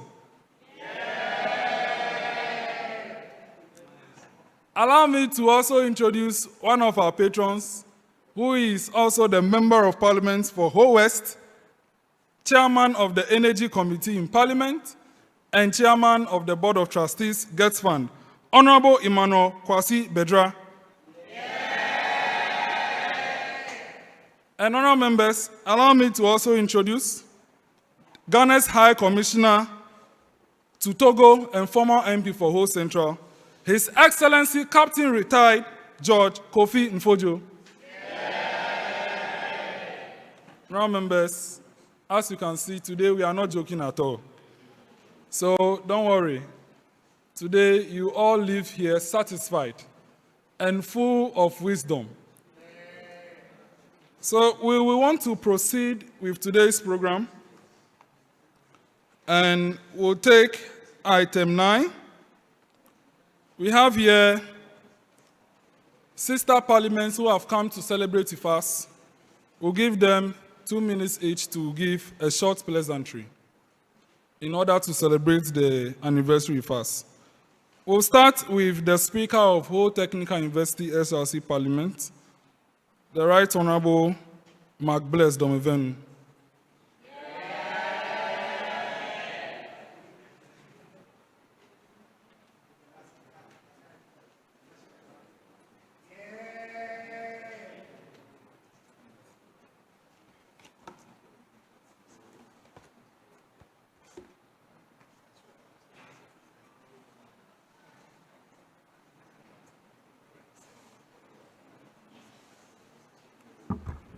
Thank you for the opportunity. So this is a fraternal greetings from H.E SRC 7th Parliament on the occasion of the 5th anniversary of Youth Impact Parliament. The presiding officers,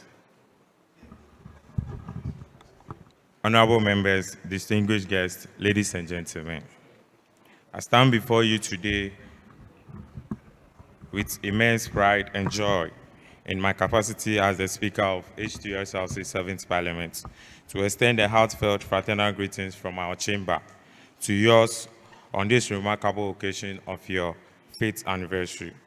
5 years of consistent impact is no small feat. Youth Impact Parliament has shown what is possible when young people commit themselves to dialogue, advocacy, and responsible leadership. Your debates have shaped minds, Your resolutions have sparked actions, and your legacy is already inspiring other youth parliaments across the nation. As a sister parliament, H.E SLC celebrates this milestone with you. We are born by the same gavel, the same passion for service, and the same duty to represent the voices of the youth. Your success is our shared success, because every strive takes strength, the capability of youth leadership everywhere. We commend your leadership, your members, past and present, and all who have labored to keep the vision alive for 5 years. May the next 5 be even greater in influence, in unity, and in impact. On behalf of the entire H.E SLC and its parliament, I say congratulations. We stand with you in brotherhood today and always. Thank you.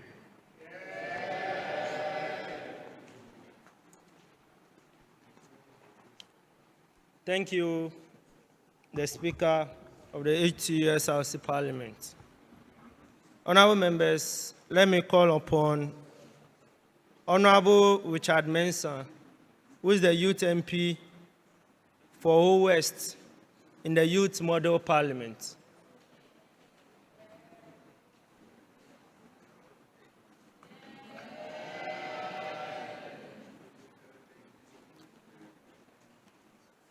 Yeah. Honorable, you have 2 minutes.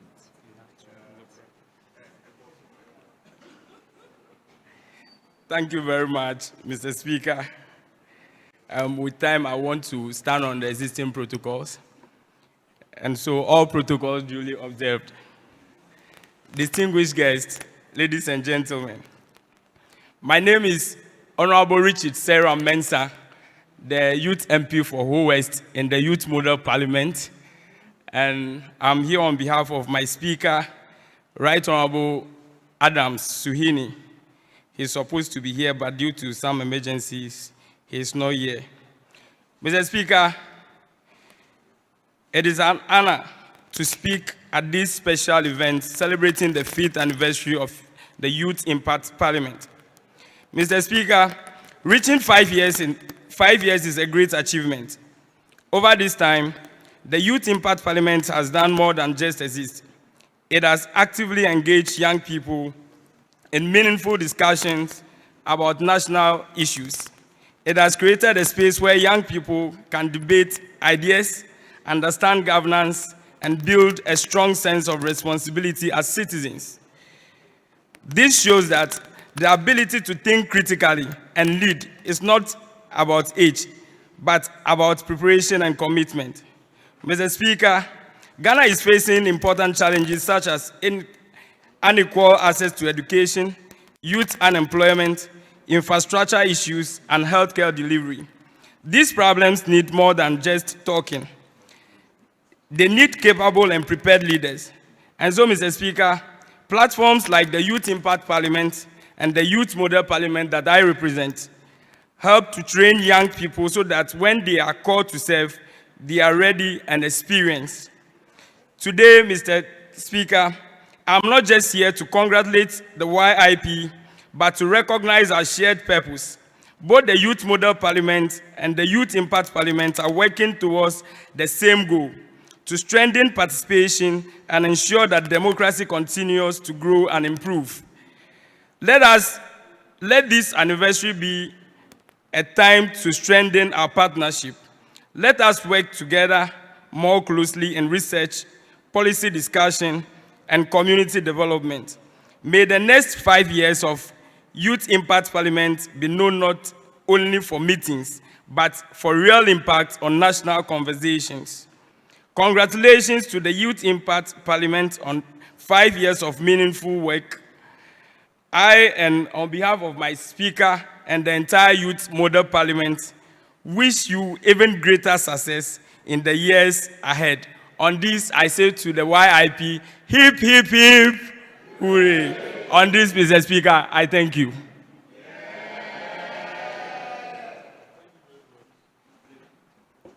Thank you very much, Majority Chief Whip of the Youth Model Parliament.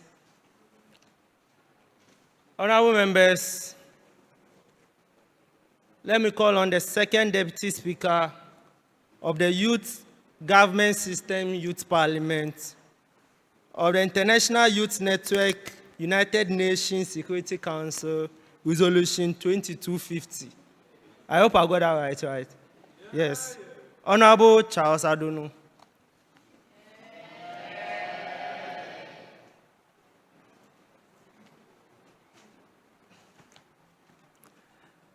Thank you very much. Mr. President, Honorable Speaker, Honorable distinguished guests present, Togbi, Honorable Member of Parliament, Honorable members, youth MPs, the media, all protocols duly observed, and ladies and gentlemen, I feel so glad to be called upon to share a solidarity message on this historic event. On behalf of the Global President, Her Excellency, Reverend Dr. Lillian Sally Ado, and entire leadership of Youth Governance System of the International Youth Network for UN Security Council Resolution 2250, we extend our warmest congratulations to the Youth Impact Parliament of the Youth Impact Movement Ghana on the occasion of its 5th anniversary. Cecilia Kine said, if you babysit a youth, you get babies. If you lead the youth, you have leaders. Today, marking the 5 years of consistent dedication to youth inclusion, advocacy, and leadership is no small feat, but this is what Youth Impact Parliament has accomplished all these years. Your work has created a powerful platform to young voices to be heard, ideas to be nurtured, and solutions to be driven by the very generation shaping the future. This achievement reflects resilience, vision, and deep commitment to meaningful youth participation. As we celebrate this remarkable achievement with you, we are reminded of the importance of unity and collaboration in advancing youth agenda globally. Now, more than ever, there is a need to strengthen our networks in line with Goal 16 of the Sustainable Development Goal as we began on the 11th January 2026 during this joint sitting of YGS and Youth Impact Parliament, where I was voted for and sworn in as the second Deputy Speaker for the Youth Governance System.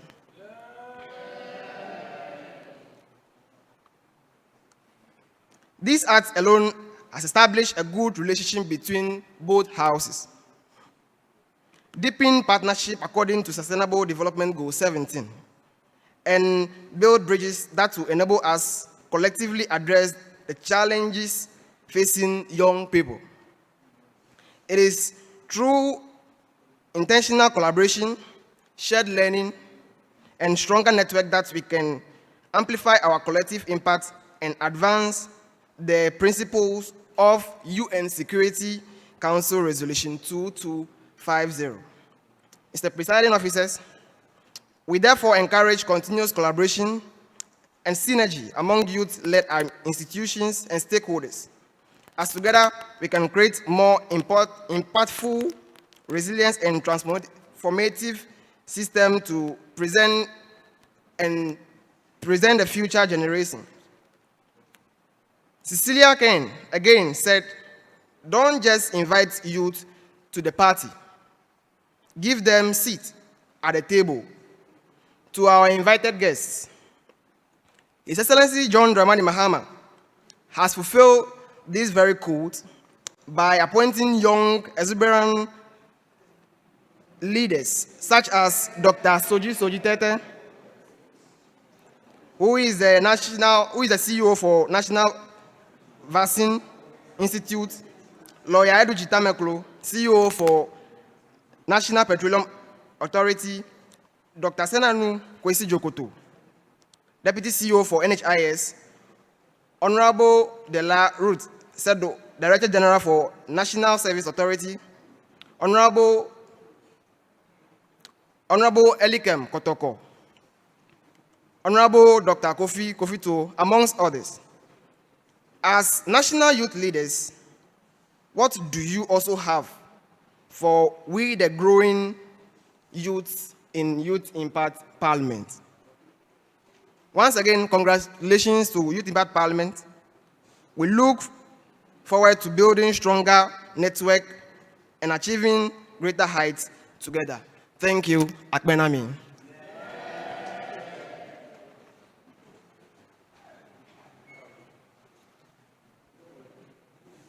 Thank you very much. The only youth parliament with the longest name in Ghana. Honorable members, we have a representative from Node 8 in the person of Mr. Agbedema, Councillor. Please, we would like to hear your pleasantry.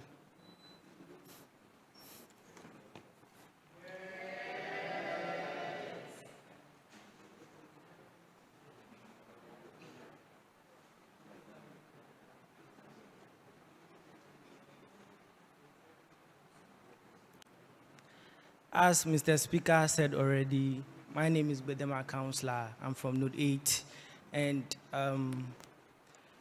we are very proud of the work Youth Impact Parliament is doing. And we are looking forward to collaborating with them on more developments. Thank you.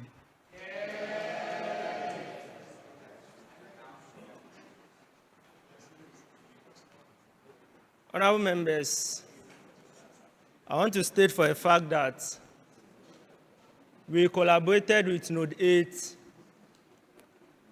in the Young and Safe project, and we are glad that our inputs were captured in the whole Well-being Index 2023. Honorable members, you don't want to say you are not proud. Honorable members, permit me to call upon His Excellency Emmanuel, who is the President of the whole Technical University Student Representative Council. Mr. President, I have 2 minutes.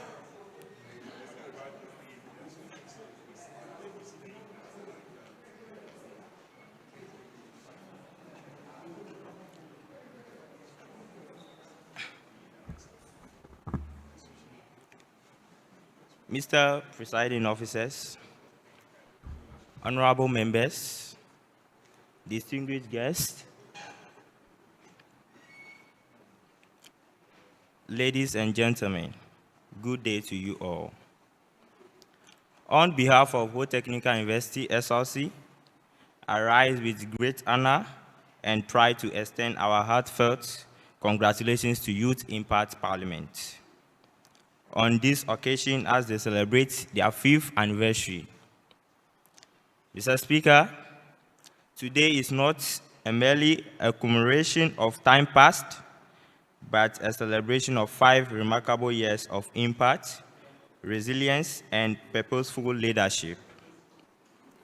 Over this period, Youth Impact Parliament has distinguished itself as a formidable platform committed to nurturing young leaders, promoting ethical governance, and advancing the ideals of active leadership. This milestone stands as a testament to the dedication, sacrifice, and vision of all who have contributed to building this noble institution. Through these initiatives, countless young people have been empowered, mentored, and equipped to become responsible leaders and agents of positive transformation within their communities and beyond. Example is me standing right before you. Mr. Speaker, as Youth Impact Parliament marks this significant anniversary, the HTU SRC is proud to associate itself with this achievement and to recognize the the positive impact you continue to make in shaping the future of the youth leadership. We commend Youth Impact Parliament for this outstanding journey and encourage you to remain steadfast in your mission of building leaders and building lasting legacy for generations to come. Mr. Speaker, looking ahead, we are inspired by what the future holds. May the years ahead bring greater innovation, stronger collaboration, wider influence, and deeper impact across institutions, communities, and nations beyond. May Youth Impact Parliament continue to stand as a beacon of hope, a training ground for leadership, and a catalyst for meaningful change in society. May this anniversary not only reflect what has been achieved, but also ignite greater vision, strength, and commitment for the journey ahead. Mr. Speaker, once again, congratulations to Youth Impact Parliament on this remarkable 5-year milestone. Thank you.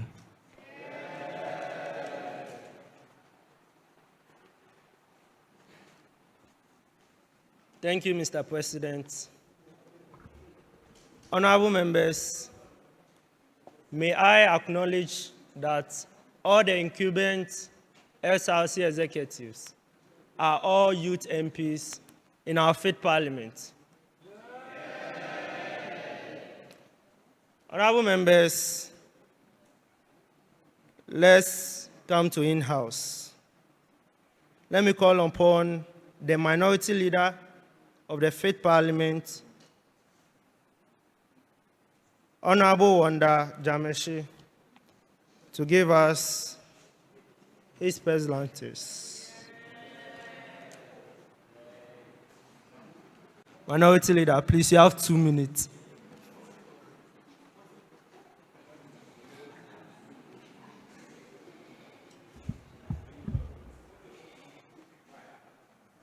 Honorable presiding officers, our revered distinguished guests, Warlord, my esteemed fellow honorable members of the 5th Parliament, our patrons, our partners, our supporters, distinguished youth leaders here present, ladies and gentlemen, good afternoon.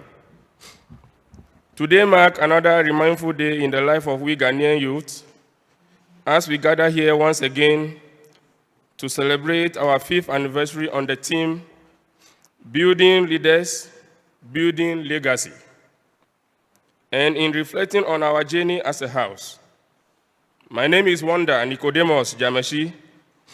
I stand before you as a youth MP for the good people of Anglo constituency and the minority leader of this parliament with a mix of emotions. It is a moment of reflection, gratitude, and yes, understand of accountability as I address this esteemed anniversary gathering. Honorable presiding officers, the House, permits me to personally show a gesture of gratitude to the Almighty God for the journey thus far. It is worthy to know that all others believe in their strength and might.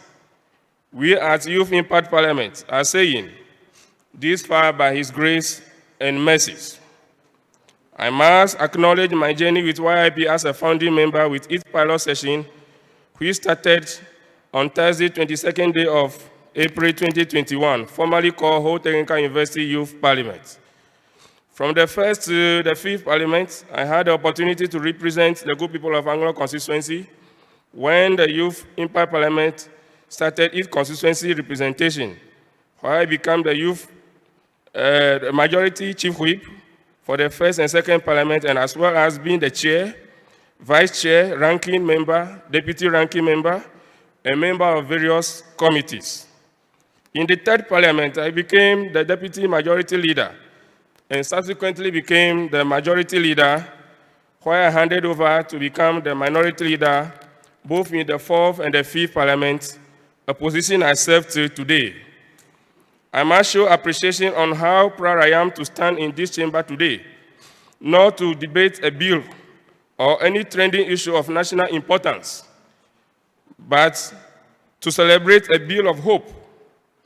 The Youth Impact Parliament 5 years ago have planted a seed. Today, we see a forest of young leaders who understand that democracy is not inherited, but rather it is practiced daily. To the founders and the patrons, the sponsors, and every young honorable member of Youth Impact Parliament with its branches beyond the borders of Ghana, which can be found in Uganda, India, Kenya, Namibia, and South Africa, who are also championing the YIP's core mandate of training and shaping the minds of competent, ethical young leaders on parliamentary businesses, public speaking, social norms and values, and in preparing ourselves as the next chapter of leaders in those areas and in the world at large. To my fellow youth who have joined this initiative, I see you, I salute you, and I appreciate your efforts. You have kept the light on in the chamber of youth civic engagement. Honorable presiding officers, Parliament works best when it hears the country before the country hears us. YIP become one of those vital ears. We debate the issues of national importance in the areas of jobs, climate, education, health, agriculture, energy, peace, security, legal, constitutionalism, and other sectors of the economy. But we do it with the agency of people who live with longest and with the consequences, and sometimes we submit position papers to authorities for urgent attention to be taken.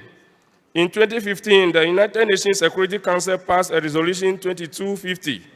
It said, the youth are not a problem to be solved, but we are the partners for peace. YIP is Ghana's living answer to 2250. We prevent conflict by practicing dialogue.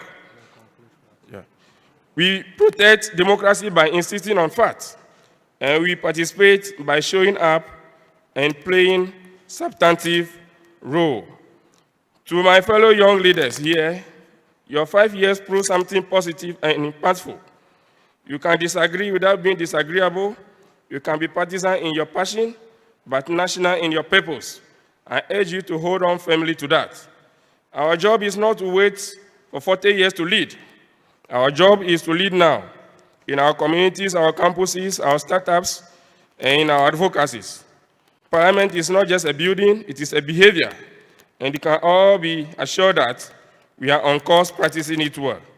Honorable presiding officers, on behalf of the founders and distinguished guests, our patrons, members of and supporters who have believed in us and provided us with a platform to make a difference, your continuous support and understanding have been invaluable. I congratulate Youth Impact Parliament at 5. I send my best wishes to its future endeavors. May YIP grow to 50 years and beyond. And may we be better because we exist. In bringing my pleasantry to a closure, honorable presiding officers, let us remember that the battle fought, the achievements made, and the lessons learned. We have faced challenges and criticisms, but let us not lose sight on the impact we have made and the progress achieved for our constituents. May our collective efforts continue to shape our national discourse towards a better future. God bless the youth of Ghana. God bless the Youth Impact Parliament. God bless our homeland Ghana and make our nation great and strong. I thank you for your candid attention. Congratulations.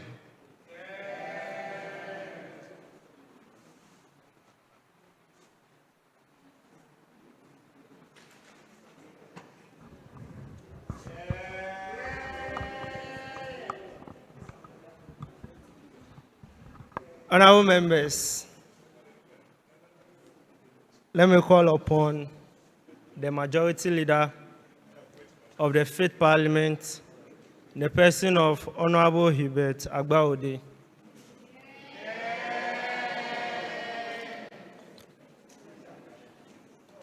Honorable Leader, I hope you are not coming to read a lengthy speech.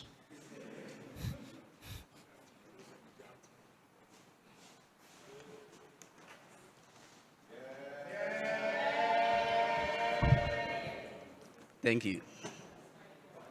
Thank you very much, presiding officers, honorable members of parliament, guests of honor, fellow colleagues here present. Good day to you all. It's a great pleasure and esteemed joy to be here today to actually give my pleasantries on an impactful 5 years journey of Youth Impact Parliament.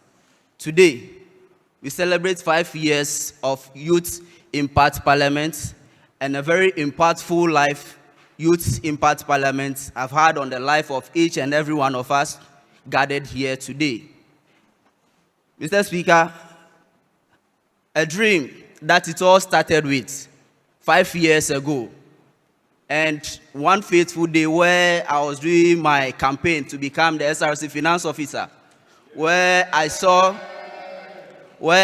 a group of vibrant young leaders gathered in this particular hall.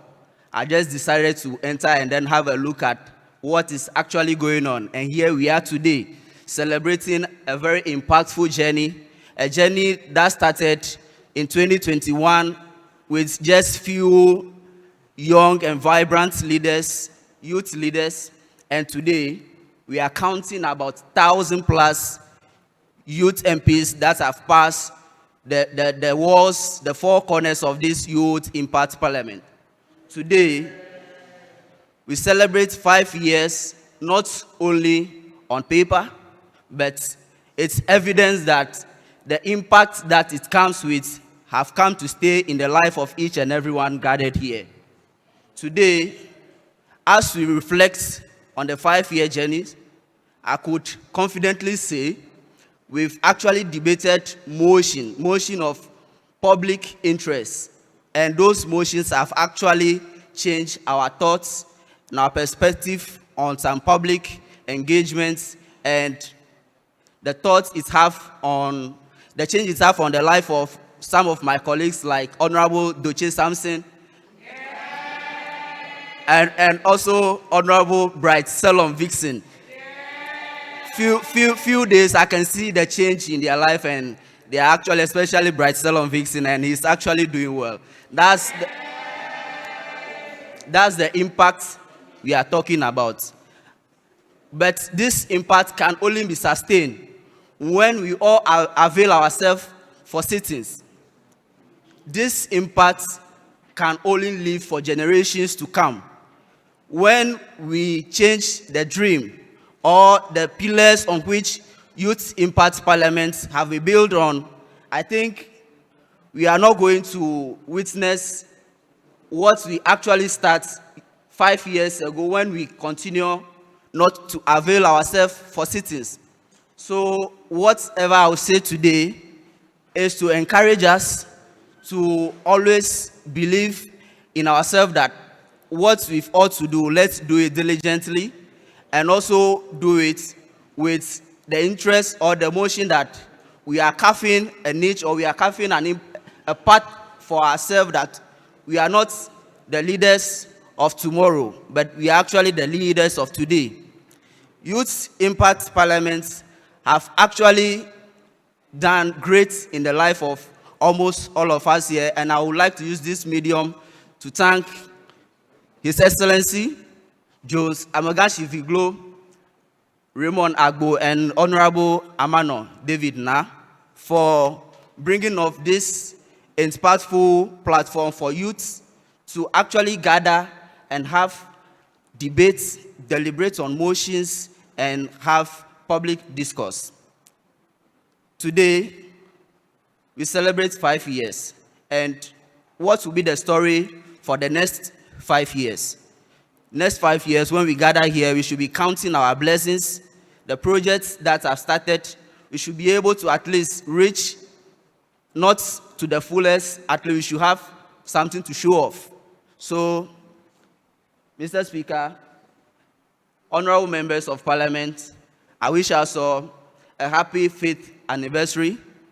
The journey of living an impactful life continues abated. I thank you all, and then let's have a fruitful celebration. Thank you.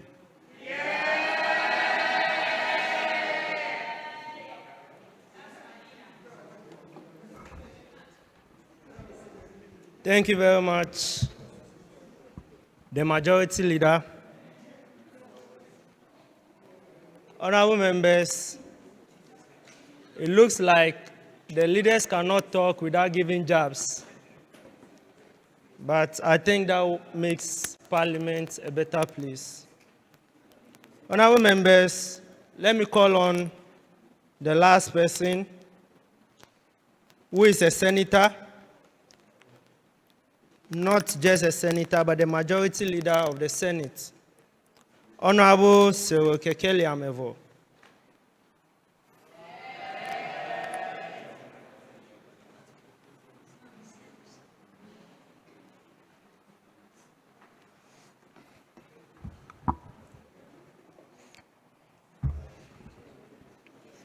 Your Excellencies, distinguished guests, esteemed members of Senate and Parliament, good afternoon.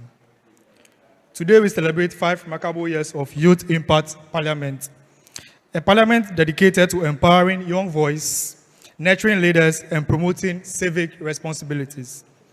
Since its establishment in April 2021, YIP have grown into leading youth legislature, promoting and shaping ethical and service-driven leaders. My journey within this institution has begun from being a youth MP for Okere constituency. From there, I moved to serving as the Deputy Clerk Publicity for the Parliament, moved to Senate as the Majority Whip, and standing in today as the Majority Leader for the Senate.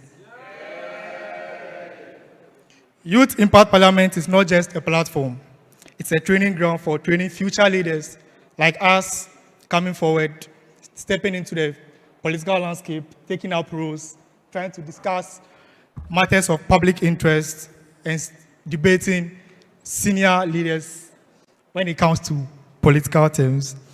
It's also a training platform for us to get to know the norms, the rules, and the dons of Parliament. As we celebrate this milestone, may we renew our commitment to building a generation of young leaders who will lead with courage, integrity, and vision. Thank you, and may we have a fruitful anniversary. Thank you all.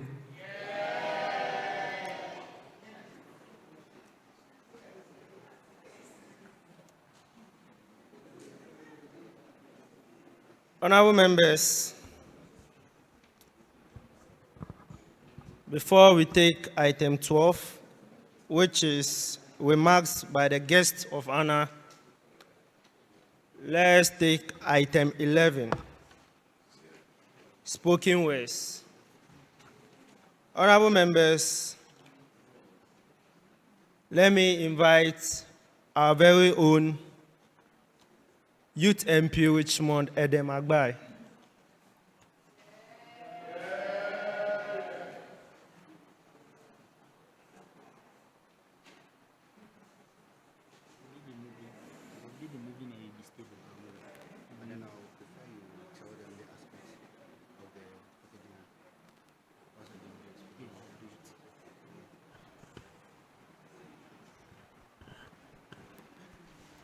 Thank you very much, Mr. Speaker, invited guests, honorable members. I greet you all. I go by the name Richmond Adam Mfojoh, Youth MP for Ayawaso West Wagon, then the chairperson for Food and Agriculture. I'm here to give a spoken word. Building leaders, building legacies. Leaders, arise. For the hearts we have out there, do not know the mission of this country. I will use myself as an example, as an upcoming leader, I'll say. I accept rejection. I accept correction. I accept disgrace. Not just that, because it has shaped me and it has groomed me to where I am today. Currently the CEO of Faculty Groups of Company, and we are here to aim higher. Building leaders, building legacies. Leaders, for as youth as we are, we cry in agony, we cry in shame, we cry in dismay, for we did not know who to turn our backs to. We did not know who to look up to. But then, as youth, I stand here to urge you all not to give your shoulders up, but rather be your own motivator. Be your own sponsor. And at the end, you will see to the top. Building leaders, building legacies. For if you start today, the world that awaits leaders, you will become a part of it. Thank you.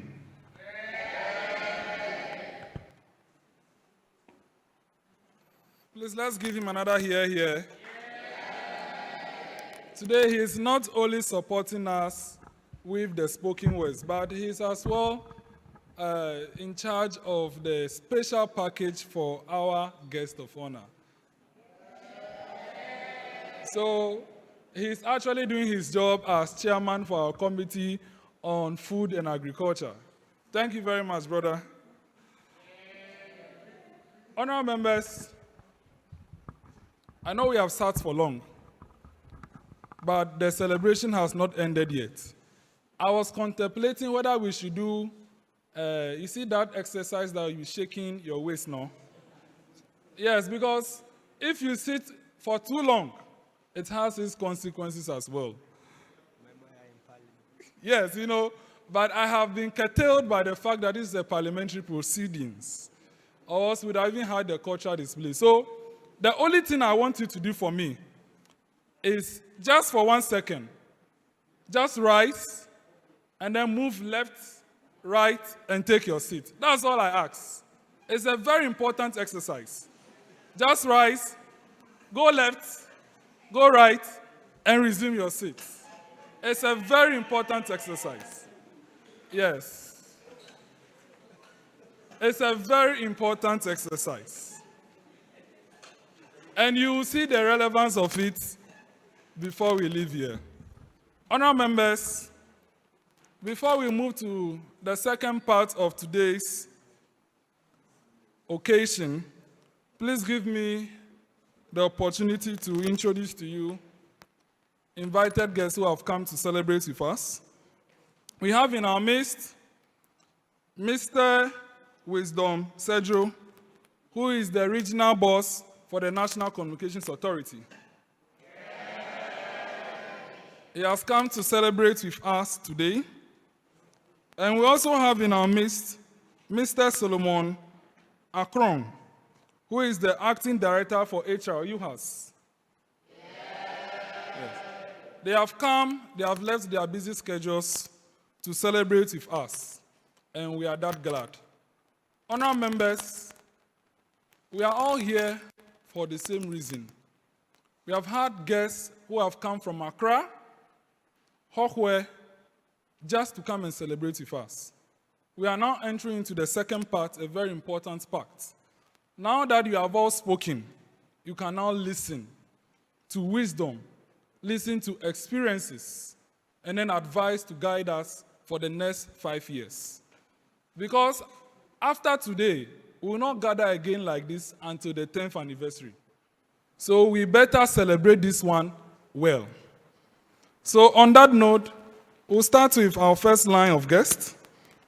Please allow me to call to the podium a youth activist, a businessman, and a young man who, of course, has beaten me today in only one record. And you will see that record when he comes. He has also contested as a parliamentary aspirant before and has seen the real game of politics. Today, he is joining us to celebrate with us. Allow me to call to the podium Mr. Calvin Gavivina Okujeto, the only man in this auditorium taller than me.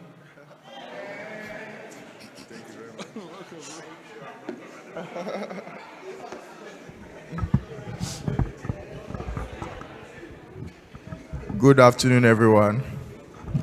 I was about to shout Eyezu, but I noticed we are in Parliament, so I don't want the marshals to throw me out.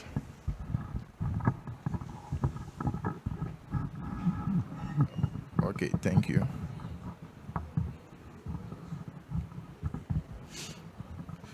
Okay, let me use this opportunity to congratulate each and everyone on your 5th anniversary. 5 years is no joke. And let me also say a big thank you to your president. He's doing a very, very good job. When I got here, I was quite surprised because when you see young people who are taking interest in nation building and also shaping the discourse when it comes to democracy, governance, and legislative activities, it's quite encouraging. Let me also say a big thank you to my big brother and my father, Honorable Bedzrah, for making time from his busy schedule to also join us. You could see he's very, very, very busy, but I like the way he takes a keen interest when it comes to activities which revolves around Parliament and Volta region. Let's give a round of applause for him. Yeah, and also to say another big thank you to all the invited guests. It's actually not easy leaving Accra, coming all the way to Volta to celebrate with us with this 5th anniversary.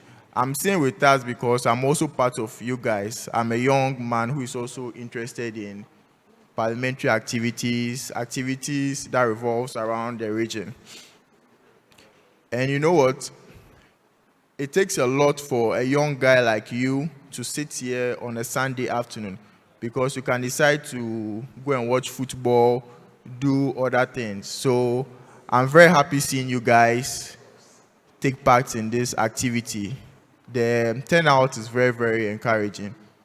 And also, another thing too is, you know, these days you see a lot of young people and all they do is they don't want to work. They are interested in handouts, 100 CDs, 10 CDs, 20 CDs. But with you guys, I can see you guys are doing something meaningful for yourself. It's also very, very encouraging. And my advice to you people is we should try and build, we should network. We should build long-lasting relationships. We should try and also get mentors who you can copy one or two from. One of the advantages of getting mentors are some of the mistakes your mentors go through. They guide you guys not to also repeat the same thing. So I'll urge everyone here to try and also get a mentor. Then another thing to let me also talk about is, you see the way you guys have started this youth in parliament thing, it will get to a time that when you are fully prepared to be a parliamentarian, you get into the house and people will say, this first timer doesn't look like a first timer, just because you know the in and out of parliamentary activities. So let me keep my speech very short. And let me congratulate you guys on your 5 years of youth in parliament. Your 10 years, I'm going to be here, and I'm going to come. Yeah, and I'm going to come in a grand style. Thank you very much. you so much. Honorable members, need I say more? You can see the height difference, right? So at least I have a competitor. I wish I could grow tall, but now I'm now expanding. So whoever will be my partner, take proper responsibility of me. Thank you very much.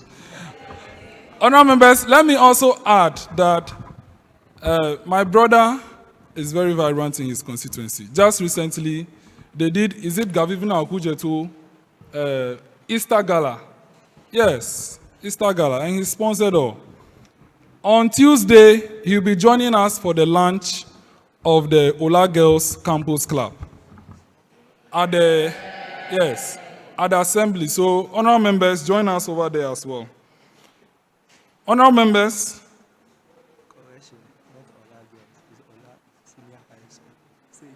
thank you very much.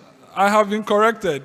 For the records, Ola Girls Senior High School. Ola, okay, sorry, Ola Senior High School. Oh, okay, okay. Thank you very much for that factual correction. We'll do the necessary amendments to ensure the records reflects the true records. Honorable members, moving on, we want to have another guest who has come right from Accra to grace our occasion, and he is the CEO of Volta Cabins. He is also a businessman, and I'm sure a philanthropist too. And today, he has come to grace our occasion. Please allow me to invite to the podium Mr. John Paul Semavo to speak to us. Thank you. You have to step this down for me. Thank you. Mr. President, distinguished guests of honor, invited guests. Today we celebrate 5 remarkable years of Youth Impact Parliament. 5 years of nurturing leadership, empowering voices, and creating opportunities for young people to engage meaningful in governance and national development. This milestone is a testament to vision, dedication, and power of the youth when given the right platform. As we celebrate, we also look ahead to the purpose through the launch of the YIP Chamber Fund. This initiative is more than a building project. It's an investment in the future of leadership. A parliamentary-style chamber will provide a permanent home for dialogue, learning, debates, and grooming of tomorrow's leaders. I encourage everyone to support this noble cause in any way possible. Together, we can build not just a chamber, but a legacy. Happy 5th anniversary to Youth Impact Parliament, and may the future be even greater than the past. Thank you. Mr. President, before I leave, in respect to your speech, you made mention of a few items that you need, and I just want to tell you I'll be giving you 1 laptop for your activities. Thank you.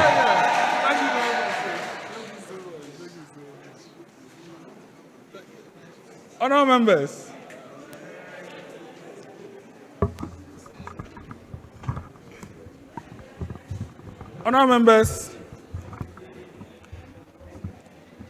on behalf of the House, we want to thank the CEO for his kind gesture.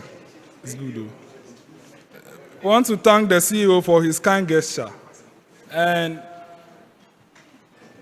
we pray that we will utilize it to the fullest of his ability. Honourable members, moving on, since time is not exactly on our side, we want to have the presiding member. Not now.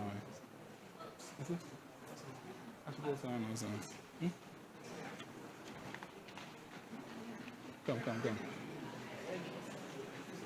You should come. Okay. Honourable members, we are moving on with today's program. We want to have to address us the warlord of Atukpai in Kwabenya. He was here during the 3rd anniversary as well, and he is back here to celebrate with us. Honourable members, help me invite to the podium Tatse ni Tete Jijin II to address us.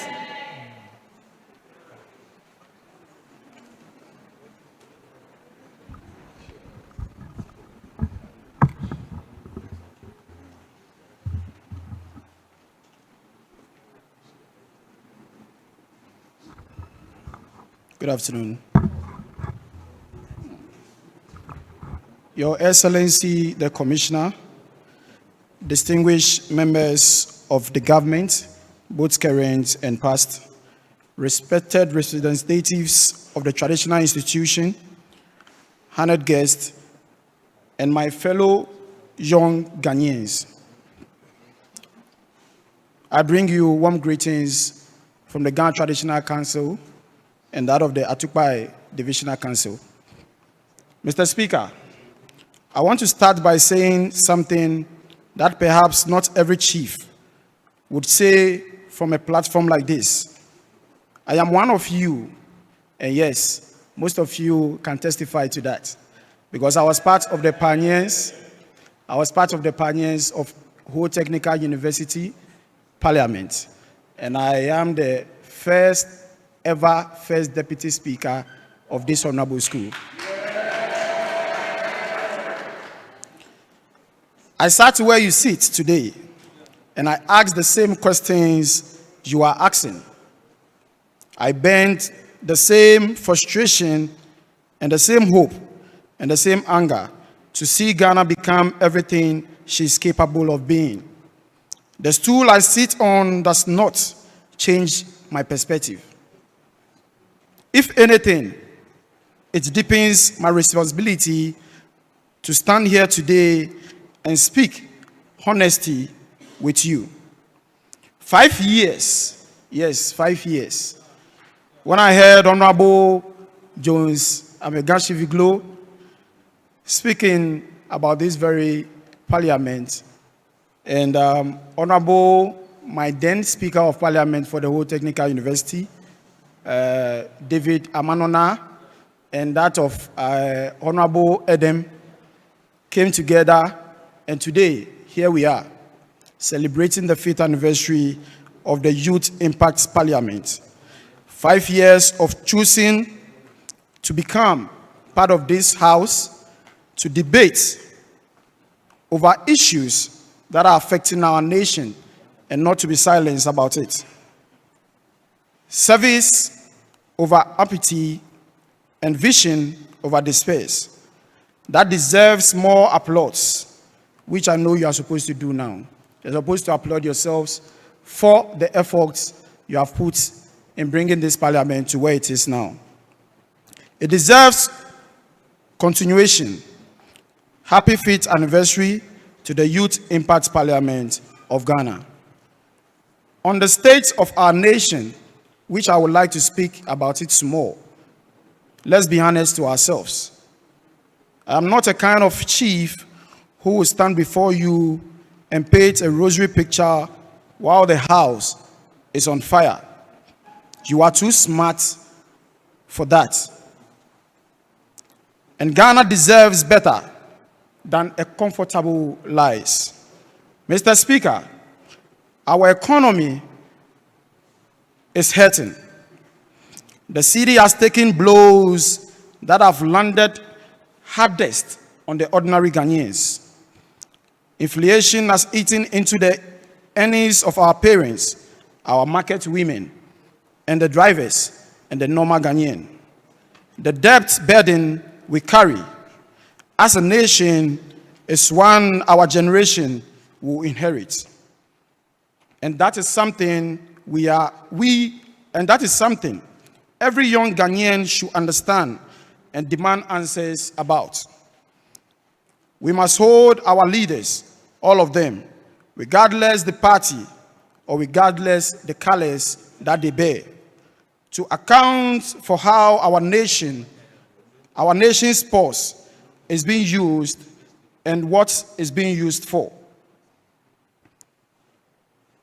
Mr. Speaker, unemployment among the youth remains one of the most painful open wounds in our country. I know young men and women, brilliant ones, who have graduated and spent years job hunting with nothing to show. That is not a personal failure. It is a systematic failure. And we must name it as such, while also asking what we can do to change it. Galamsey is destroying us slowly. The rivers that nourished our grandfathers' farms, like some of the young entrepreneurs here were saying they are farmers, are dying. The forests that should be our children's legacy are being swallowed by greed. And the sad truth is, it is not people that are not of our own, but they are our neighbors, sometimes our relatives. And this has become the reason we are not speaking against it. We cannot blame foreigners. We must look inward and have the courage to say, this must stop, even when it is uncomfortable. Our health system needs urgent investment. The inequalities between North and South, between the urban and the rural, between those born in privilege and those who were not, remain stark and troubling. These are conversations that must happen in the parliament, yes, but also in our communities, in our homes, on the social media pages that we all have. And then there is a matter that has gripped our national conversation, which you and I know is the current issues on our social media platforms. One that I, as a chief and a representative of the cultural values of Ghana, and one who loves this nation, must address with both boldness and clarity. Mr. Speaker, the LGBTQ+ agenda.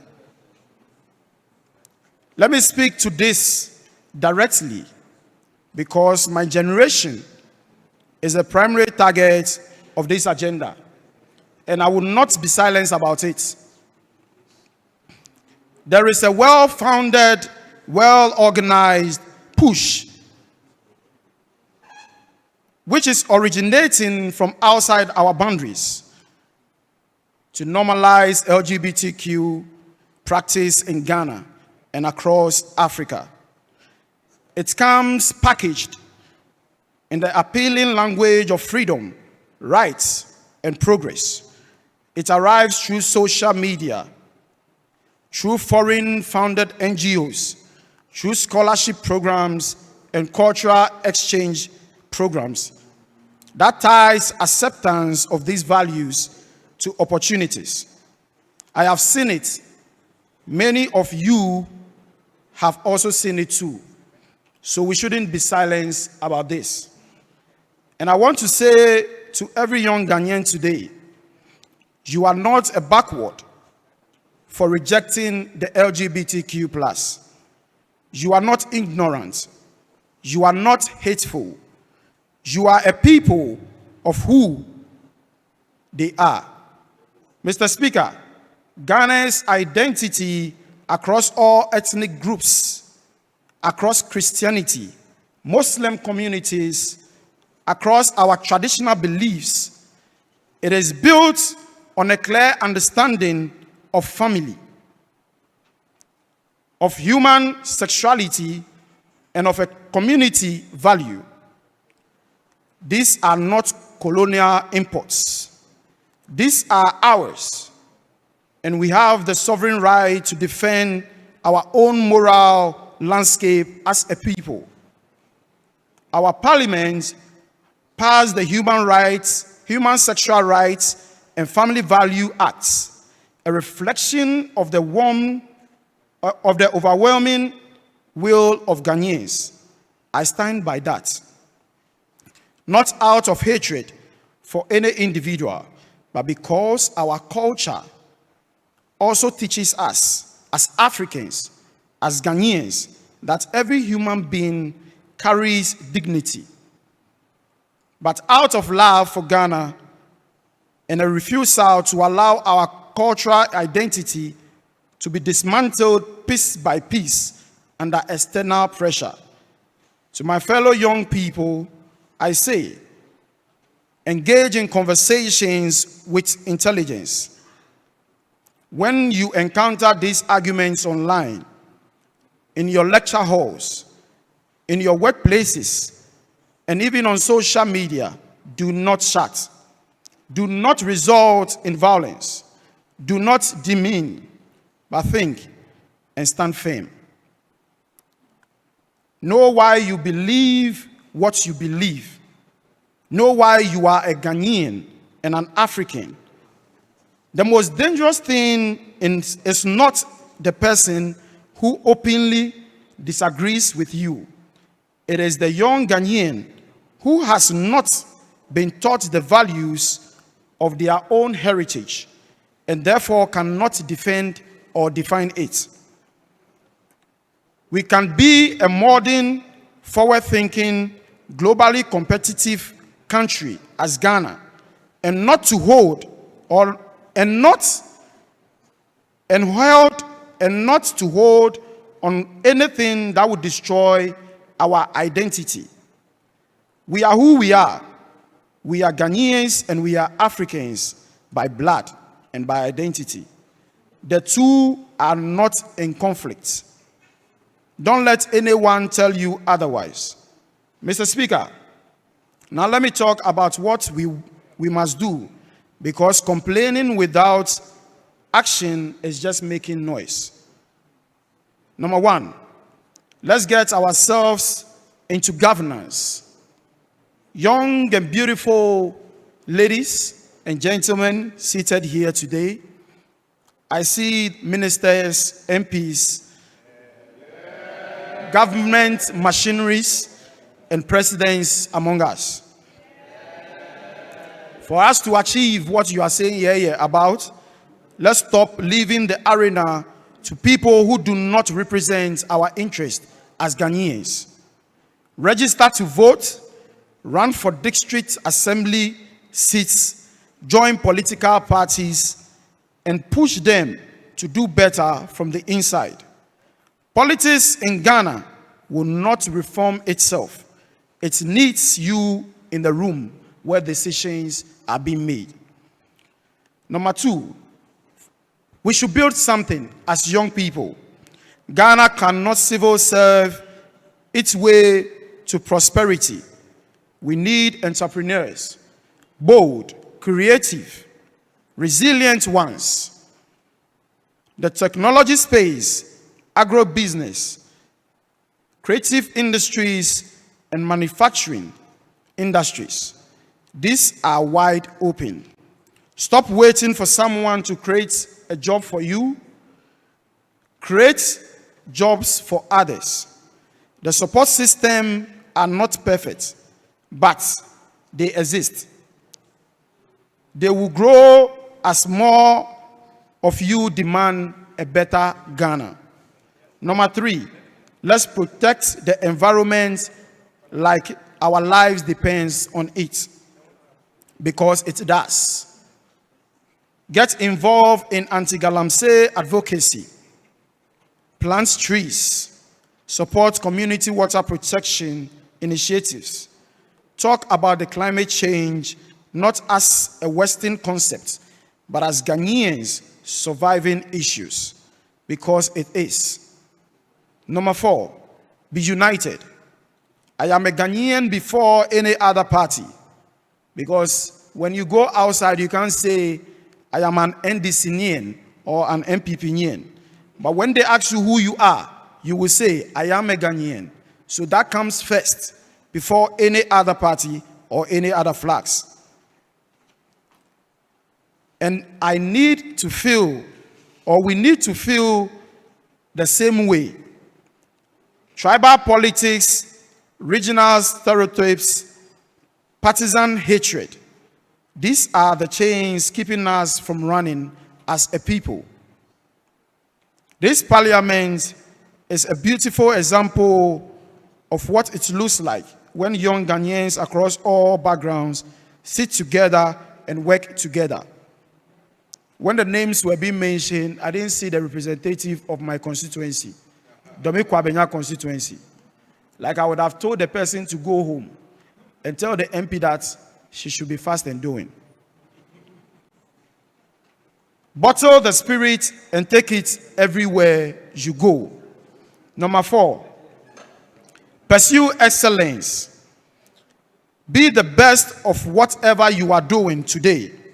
Our generation must make mediocrity embarrassing.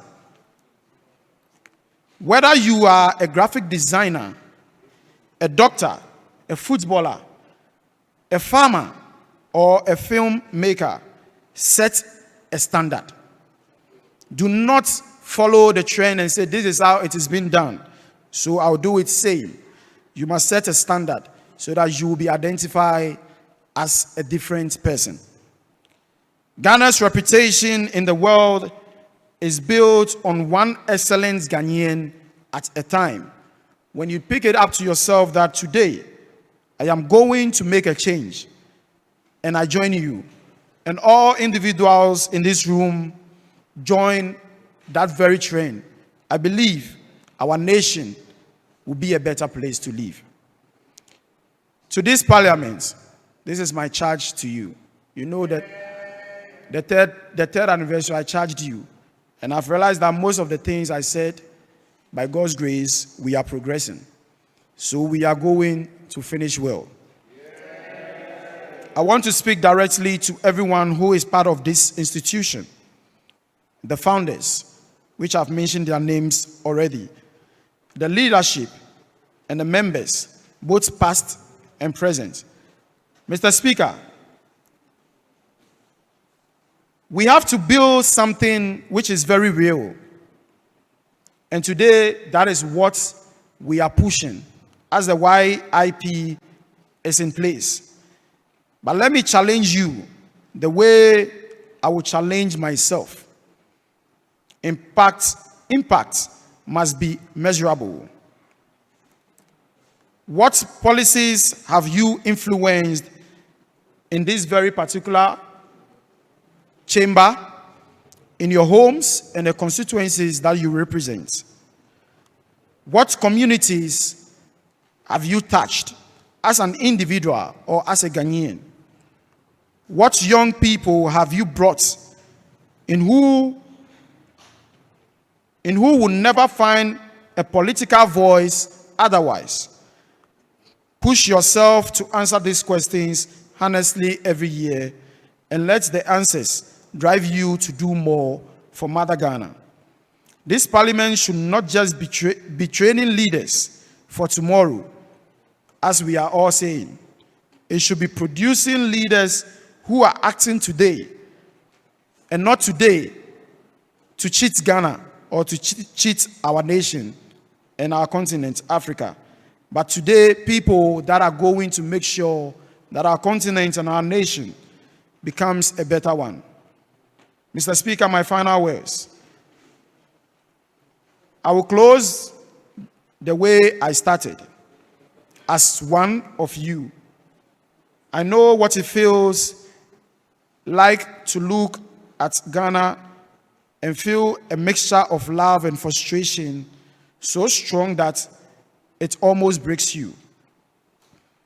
I know what it means to want better for this country and wonder if it is even possible. But I also know this: every great era in Ghana's history, in African's history, in the black man's history, was driven by young people to refuse to accept that things could not change. Dr. Kwame Nkrumah stood with a group of people and declared independence for our nation. And I know by then there were old people that were telling him, you cannot do it, which you and I can bear witness to. J.J. Rawlings was also young but stood to defend our nation and bring us on track. We have Martin Kinlu Jr., who also stood to fight for black people. The men and women who built our institution, our schools, our roads, many of them were young and impatient and burning for purpose. Mr. Speaker, now it is our turn. We may not be listed among the famous yet. Our names may not be heard on the table of greatness yet. We may not be walking at the Hall of Fame, but we are a great team of change, of positive movement, and we shall get there. Mother Ghana one day will see us and smile. We are going to protect Ghana's economy. We are going to protect the rivers and the forests of our nation. And we are going to protect the democracy of this nation. We are going to protect the values that makes us Ghanaians and Africans. Mr. Speaker, the Ghana we dream of is not waiting to be discovered. It is waiting to be built by people in this room. So I charge you today that Ghana is waiting upon your arrival as great leaders with vision to change the future of our nation, vision to change the narrative, and innovations to make our continent, Africa, a better place to live. God bless our homeland, Ghana. God bless the Youth Impact Parliament. God bless the youth of our nation. Chanu Manyaba.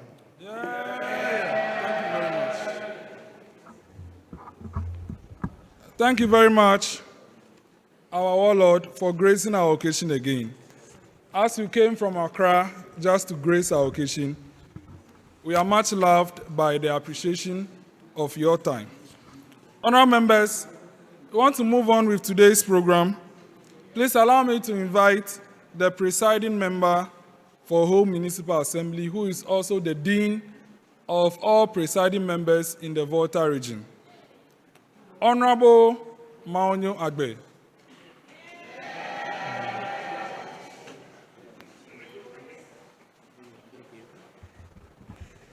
Yeah. Good afternoon, everybody. Members that are present, Mr. Speaker, my revered and only godfather, His Excellency retired Judge Nfojoh, the caucus chairman of all MPs in Parliament, and all honorable members that are present, both minority and majority. I hope you are having a nice day. Yeah. Nice one day. It is both an honor and privilege to stand before you today for this special occasion, marking the 5th anniversary of the Youth Impact Parliament. Let me begin by congratulating the leadership and the members of the Youth Impact Parliament for sustaining this noble initiative. 5 years of consistent engagement in youth-centered parliamentary practice is no small achievement.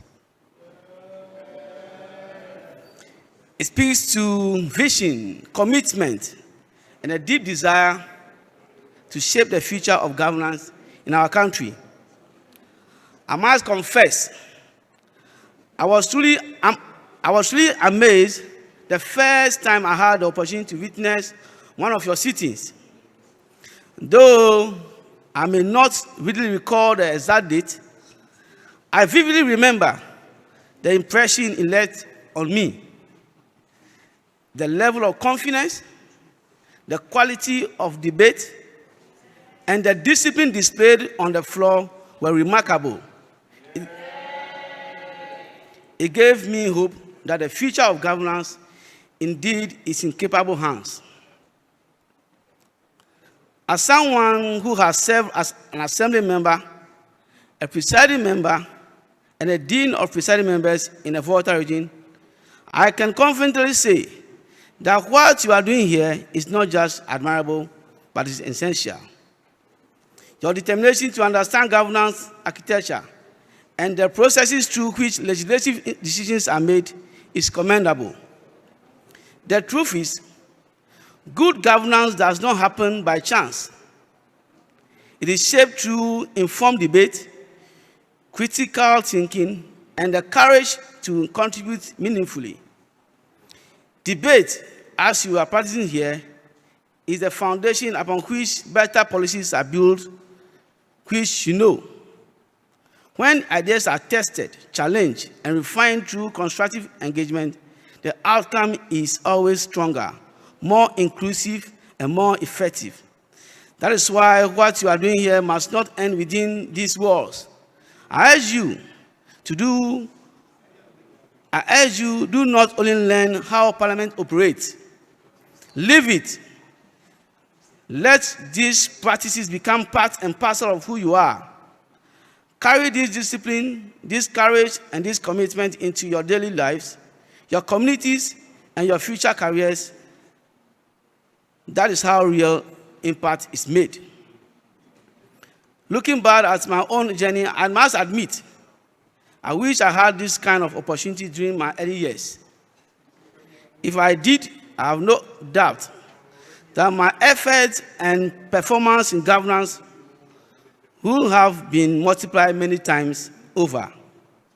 You are privileged, and with this privilege comes responsibility.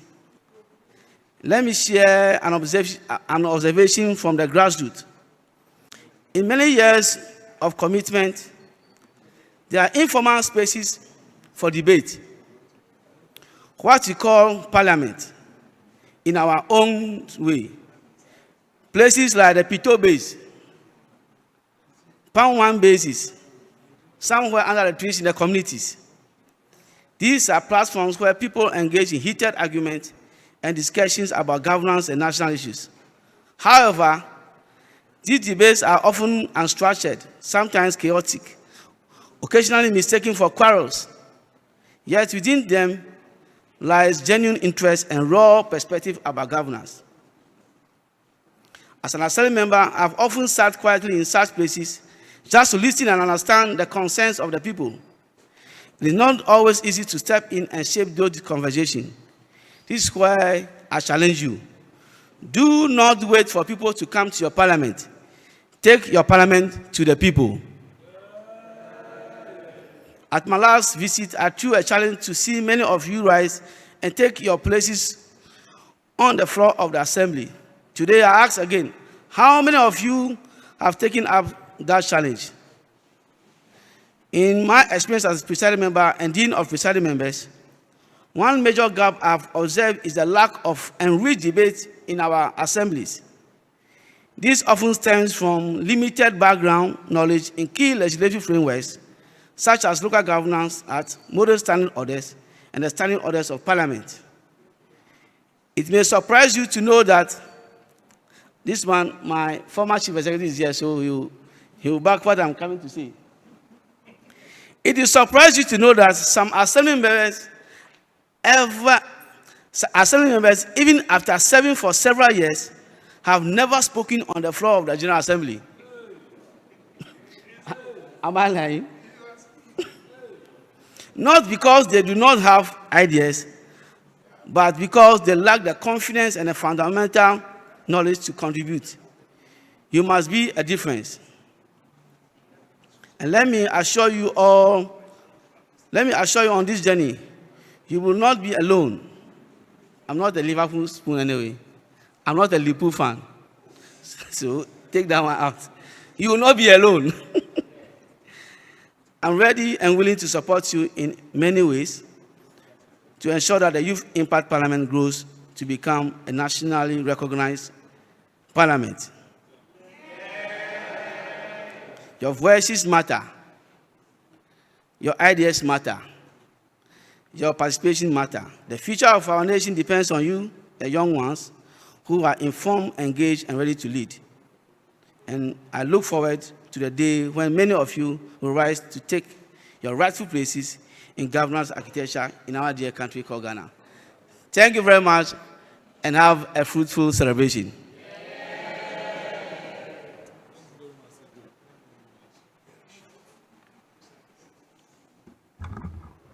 Honorable members, the brains are plenty, but wisdom is scarce. Listen and listen as it comes. Honorable members, moving on, please allow me to call to the podium a CEO who drove from Accra just to grace our occasion. He is the Chief Executive Officer of the National Vaccine Institute. He is also the chairman of the NDC Volta Youth Working Committee. And he's here to grace our occasion. Let's welcome Dr. Sodzi-Tettey.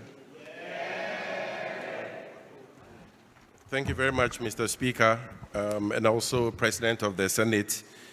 Honorable Bedzrah, my big brother, Your Excellency, I'm very honored to be here.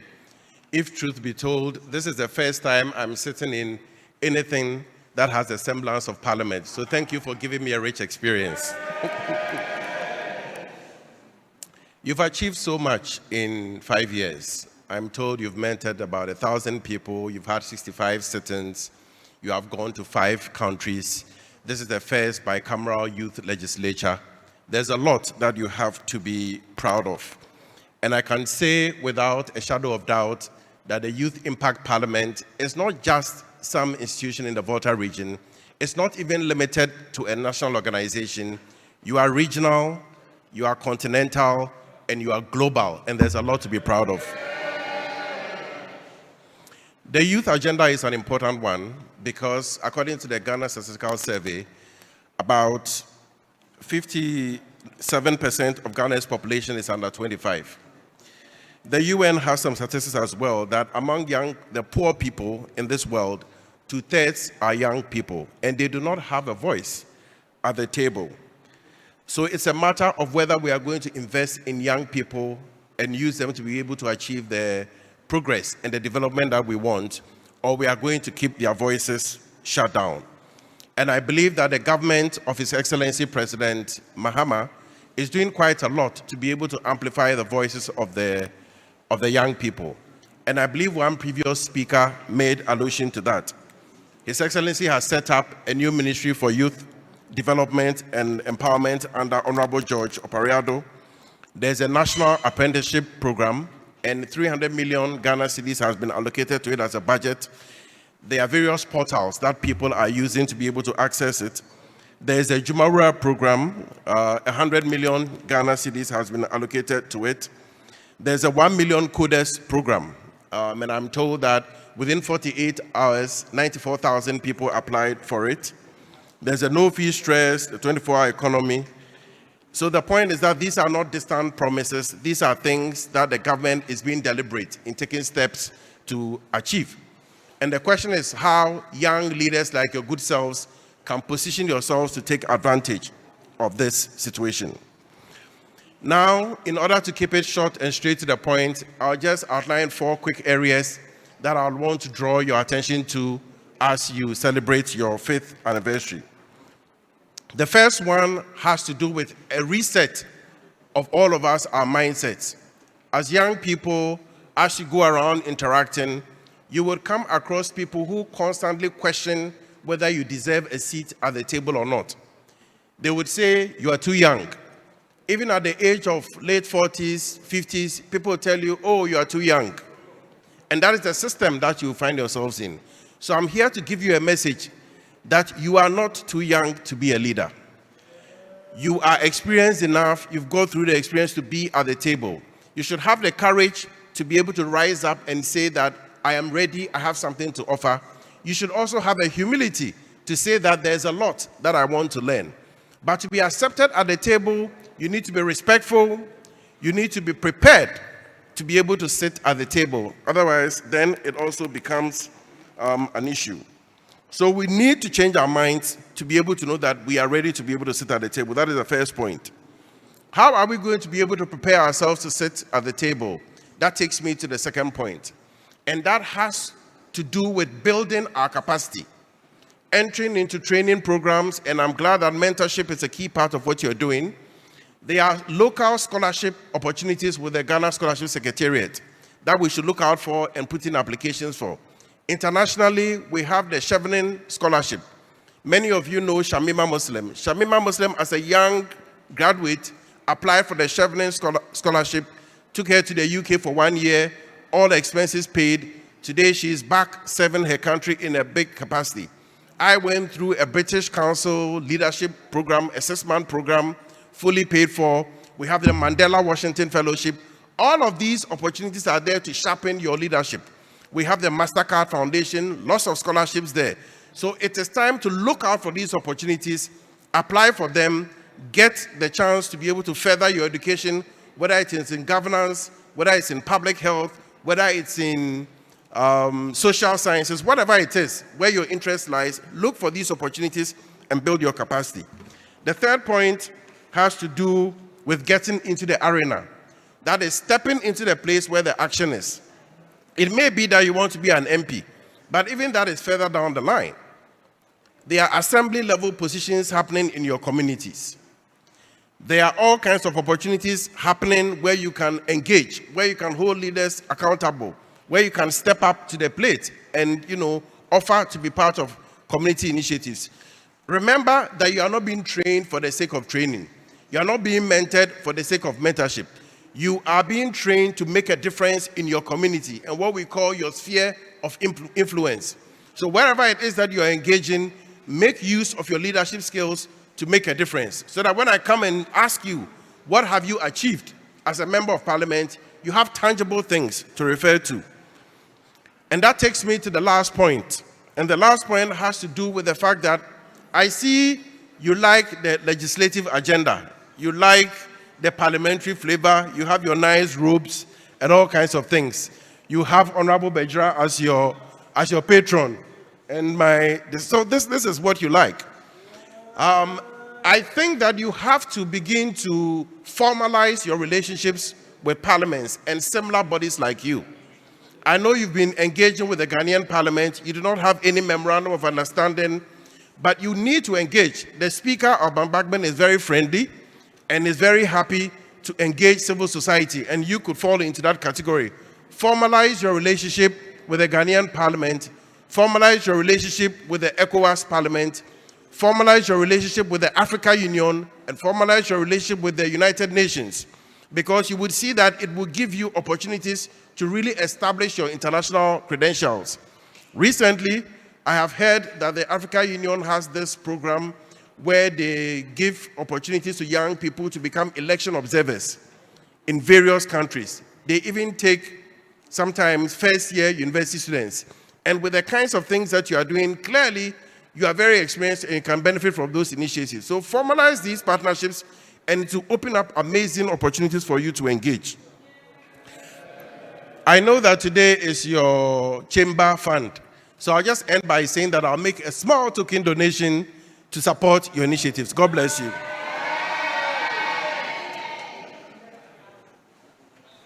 Thank you very much, Dr. Sodzi-Tettey, for the energy. I'm sure my colleagues who don't know you will start researching and searching for your Facebook profile.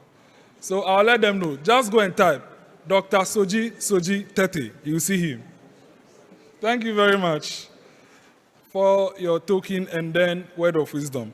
Honourable members, we are getting to the realm of people who have been here with us since day one. Please allow me to call to the podium a man who has served in the office of Municipal Chief Executive, and he was also a former Regional NADMO Director. He is our patron and has seen our growth. Today we have invited him here to celebrate with us. Please help me call to the podium Honorable Divine Richard Bosson.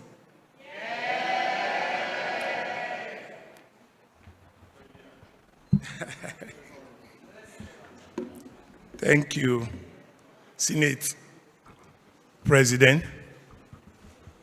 I don't know, let me share this joke, whether I should belong to the left wing or the right wing. But as a patron already, I don't know whether I should join Honorable Minority Leader Wanda Jameshi or Agbe. But because I'm a patron, I belong to all the wing, right? Yes. Mr. President, Your Excellency, Speaker of the House, Deputy Speakers, Majority Leader and the Minority Leaders, members of the House, my revered former Honorable and now His Excellency, the man who has mentored me so much in office.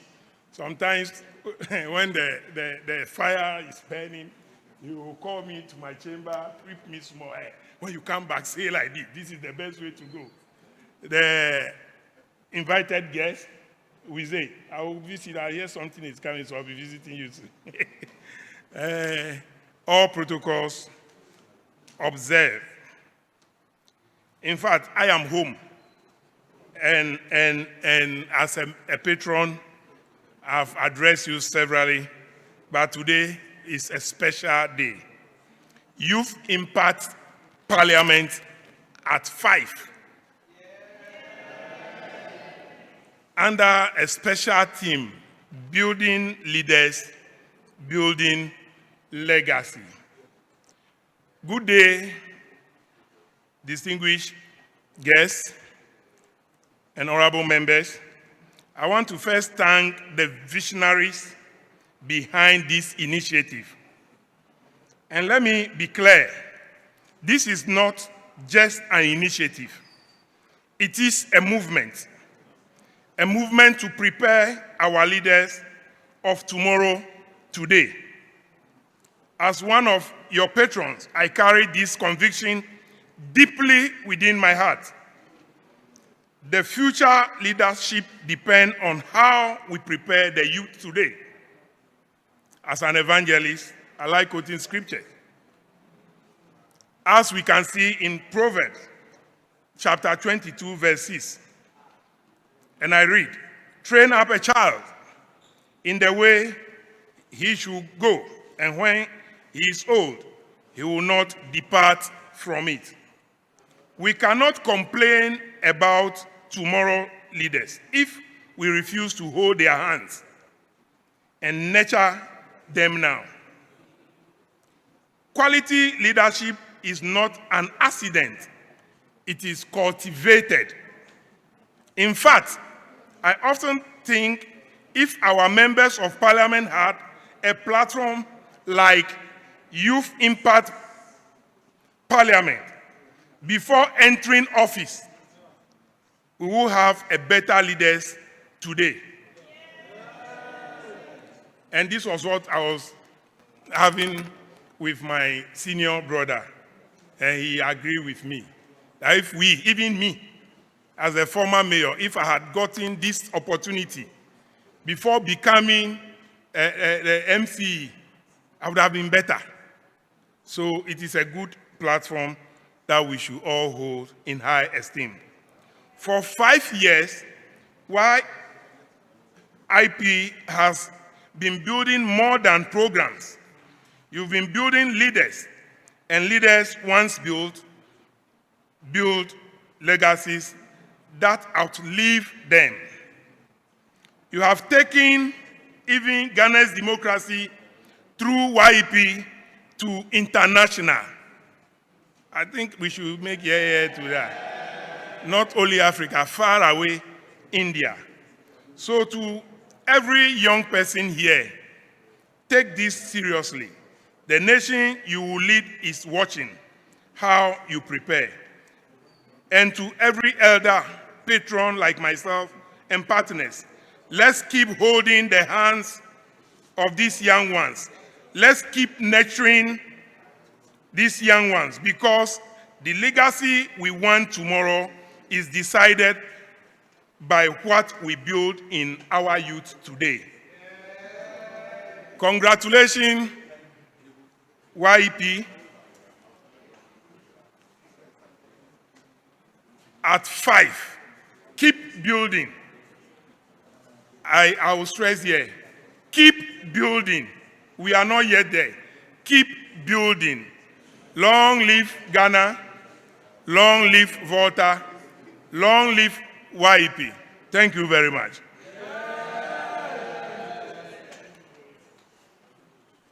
Please, let's give another here to our patron. He's one of the people who is behind us to ensure that whatever we want to do is done. Honorable, on behalf of Youth Impact Parliament, we want to thank you for the love you have shown us for these years. Even although you are out of office, you are still supporting us. I want to say thank you for that. Honorable members, please, it's left with 2 important people. And after them, we will launch the fund and do the important cutting. Okay, so don't worry, we'll close very soon. Honorable members, we have coming to the podium a man who loves this group. He loves this group to the extent that on his first visit to us in January 2024, he sat with us for 6 hours. 6 good hours just to see us present. What else can you call that? Is it not love? Today, he has left Accra to just come and celebrate with us. And we are so happy to have him. Honourable members, please, with all due respect, allow me to call to the podium the Member of Parliament for Ho West and our patron, Honourable Emmanuel Kwasi Bedzrah, to speak to us.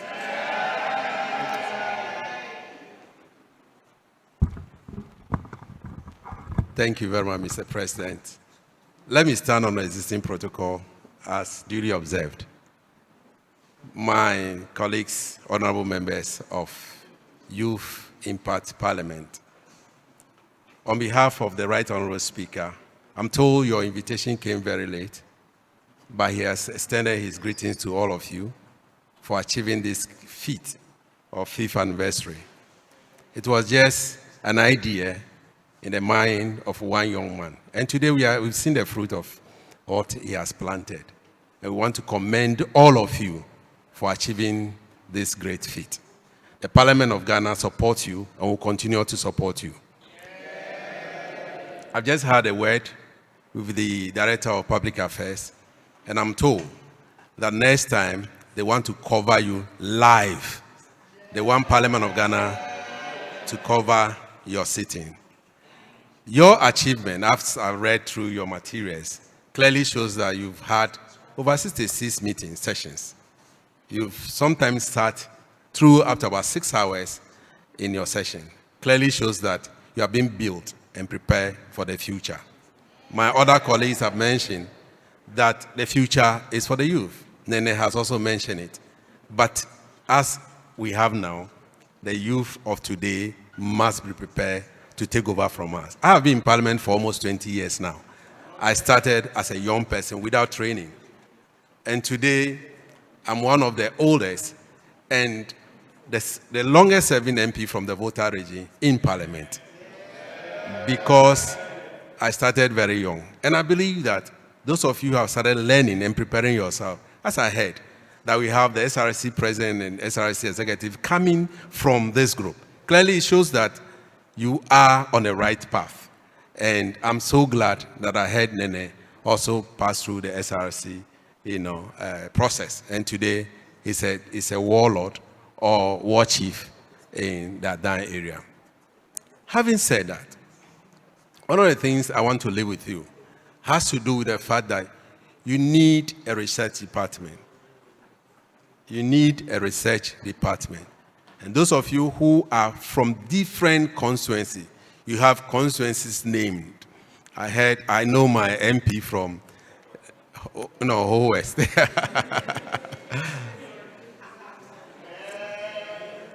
What he normally does is to give me information about my constituency. And so you should be also getting in touch with your MPs. Write, messages for them, write statements for them. Let them, go back, do some research and give it to them in Parliament. We acknowledge that a lot. Let your work be seen outside the four corners of this house. Do research, make statement, and send it to your MP. The MP for Angola, for instance. The MP for Hohwe, for instance. Just do a research and send it to your MP. Your MP will appreciate it a lot. I'm saying this because you are being prepared for tomorrow. And you must learn the rudiment of parliamentary democracy. In July, we'll be sending 2 youth parliament to the Commonwealth Parliament. The Speaker of Parliament of Ghana is sponsoring 2 youth parliament, especially those who debated and won. And in my conversation this evening, I just told His Excellency, the President of the Senate, that I want to sponsor 1 person to join the group as an observer. So I'm waiting for the feedback from the speakers and the Public Affairs Department. If they give me a favorable feedback, then 1 person from this group will join the youth parliament at the Commonwealth Parliament, sponsored by one of your patrons. We are doing this because we want to expand the scope of this place. Finally, I know you are going beyond just parliamentary work or youth parliamentary work. You want to build something that will become a legacy for all of you. And I've just read, I came in late, but I read that you want to put up an auditorium, an office. This is Gangantuan. Even Parliament House, we don't have our own chamber. The chamber that you see us there, the one you visited, was given to us by state protocol. It's not for Parliament of Ghana. We don't have our own office. The State House is for Minister of Western Housing. And so we've been thinking of how to have our own parliamentary enclave. So all the things that you see there are not for Parliament of Ghana, but you want to build your own Parliament House. Today I've learned 2 things. 1, you don't want to depend on government to build a Parliament House for you. You want to build it by yourself. That's the determination, and I want to applaud you for that. The second thing I've also noticed is that in Parliament, and as you heard the speaker when you came, we don't have 2 chambers. But in the Youth Impact Parliament, you have 2 chambers. You have the Senate and you have the House. Clearly, you are ahead of us. All we have is a Council of State, and their opinion doesn't go anywhere. But you have the Senate and you have the House. Your ideas comes to Parliament of Ghana. And finally, I also noticed that you even have chairman of all the chairmen. And you have the chairman of all the ranking. In the Parliament of Ghana, we don't have that. Every chairman is a chairman. So we have chairman of the various committees and ranking members of the various committees. But you now have chairman of all the chairmen and a chairman of all the ranking. This is an innovation. I think I'll go back to Parliament and tell Speaker that we shall have chairman of all chairmen. Anyway, that's on the lighter side. And so I want to commend you highly. As I mentioned, I want to say that I'm for it. I'm prepared to support you in any way. What we need now is to learn more of the parliamentary rudiment, parliamentary process, parliamentary procedures, debate.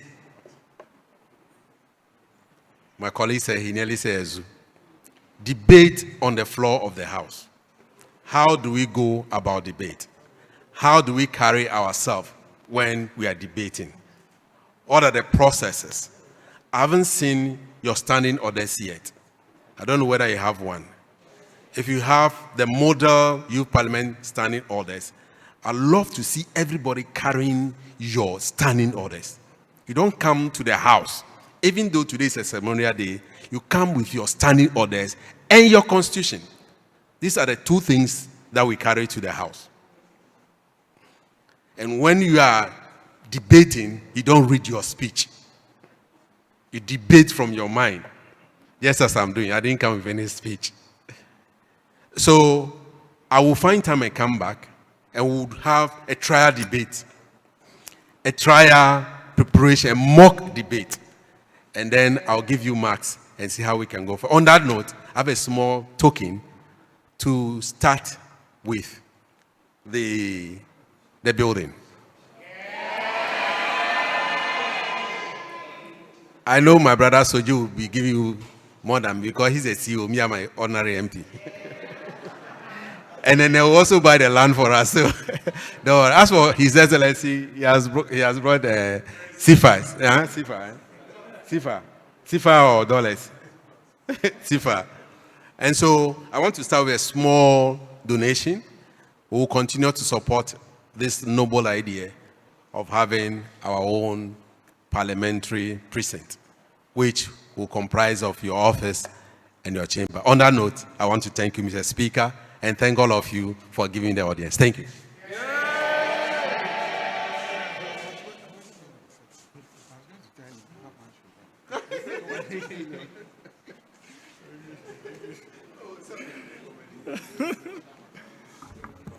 Thank you very much, our patron, for this kind gesture. Our patron has basically digested our vision. And on behalf of all the youth, we want to say thank you to him and his support and his pledge. Honourable members, I wanted to ask him, I don't know how exactly he manages his schedule. Honourable Bedzrah is super busy. So I wanted, maybe we'll find time and then you tell us how you manage your schedule, because it's just impossible to understand. And Unami, Honourable, we look forward to listening to you again to understand how you manage the schedules. Honourable members, we are now coming to listen to the last address, and then we move ahead with the launch of the fund and then the cake. Please allow me to call to the podium His Excellency Captain Retired George Kofi Mfojoh. I'm not retired. But not retired. Not retired. Oh, sorry. But not retired. Okay, yes, it's true, it's true, it's true. It's true, it's true. I'm only retired, I'm not retired. Yeah, good evening, all of you. I've been here for a while, and I've been around you for some time now. Your third anniversary, I was with you. You remember? Yes. And I gave you a few tidbits. From all indications, you've been doing very well. Those of us who have the experience will tell you you are doing very well. If you remember, I said I was the DC here. Then later I went to Parliament for 2 terms. Honorable Bedzrah came to meet me, and I left him and ran away. Fortunately, I found another,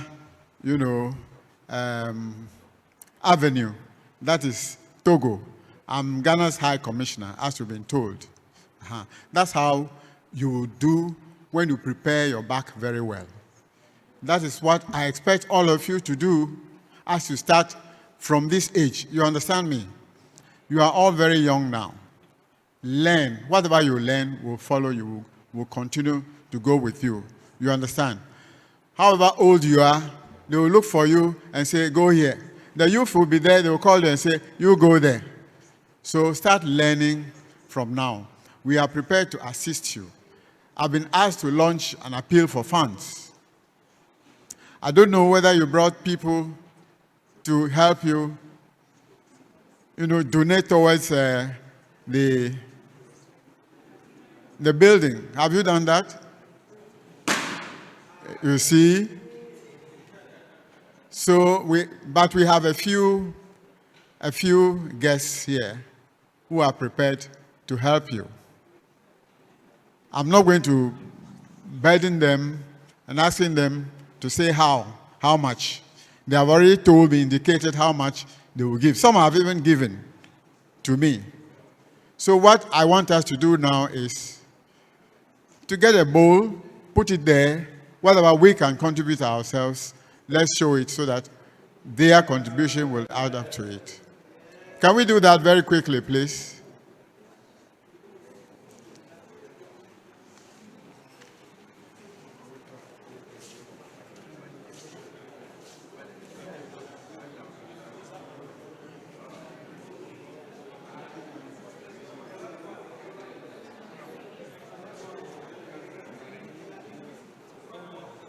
Yes, honourable members, please, we are about to launch the fund, and His Excellency is doing that for us. As we are preparing to launch the fund, I think the cake can start moving to the high table. So, Captain is coming to continue his speech and launch the fund for us.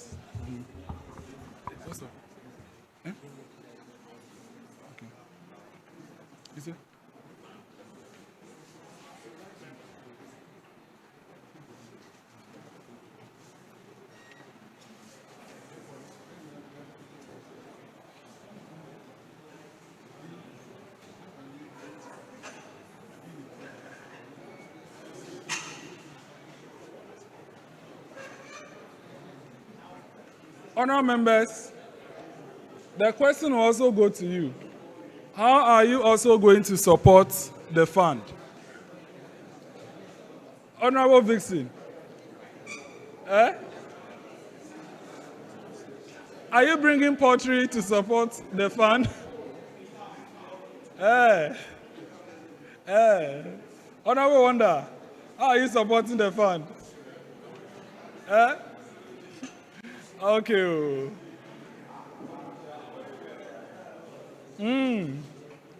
Honourable members, as Captain is preparing to come back again, I want to inform you that at our first anniversary, Captain was here with us, and he is here again. So he understands very well what we are doing. He understands very well what we are doing. He's doing a yeoman's job. Honourable members, give a here to the cake.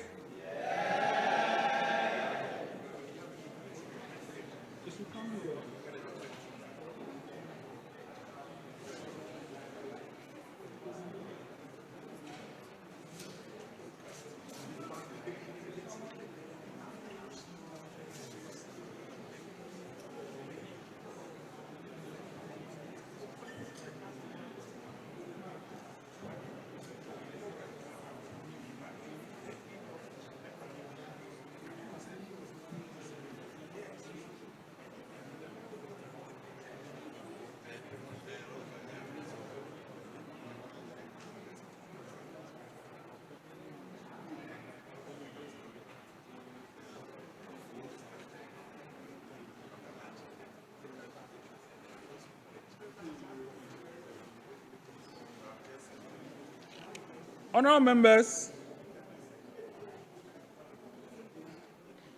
please, did you read the messages on the page? We have announced the winners of the champagnes. And please, note that when you pop one champagne, you owe us some plenty money. So don't think you are coming to pump and then you go. You know yourself, so start preparing your allowance, your salary, down. You know yourselves. You will not pump for free.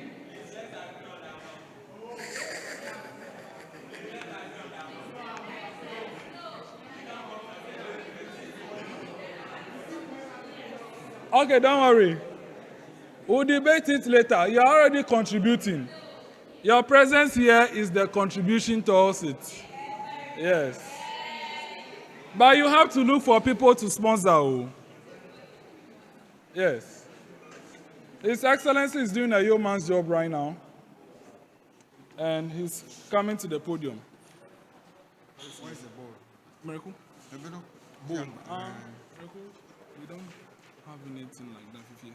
You don't have, yeah, bowls outside there. Okay.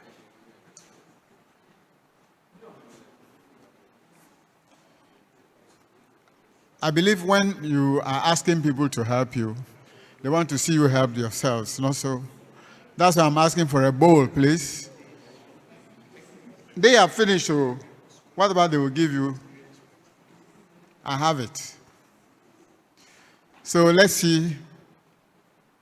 Even if you don't have a bowl, put a chair there and let's drop our monies on the chairs. Yes. Yes, please put it there. Just leave it there. Uh-huh. We need a bowl. I'll go and get the bowl for you.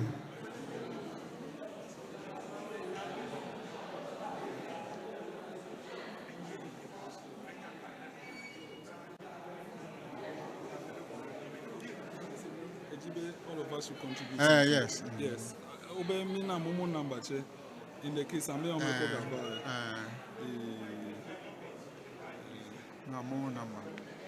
Listen. You can announce them. Okay. Honorable members, so what we are doing, since we are changing into the technological era, I want to give the Momo number for the ones who forgot their money but have money at the bank or in their Momo. So we have a Momo ID in the name of Youth Impact Movement. The ID is 781672. That is the Momo Pay ID. 781672. For those who have forgotten how to use Momo Pay, let me give you the number so that you can copy the number. For those who have forgotten Momo Pay, the Momo number is 059 896 1417. 059 896 1417. The number for both of them, the name for both of them is Youth Impact Movement. Youth Impact Movement. That's what we have shared. Okay, so let's. Yes, please. So we can proceed. Yes, let's proceed.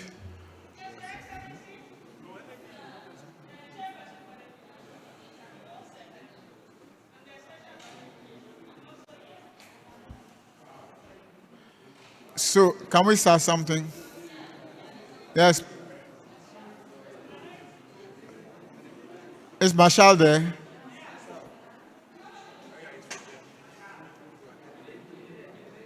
No, there's no music. Please just stand up and contribute, please.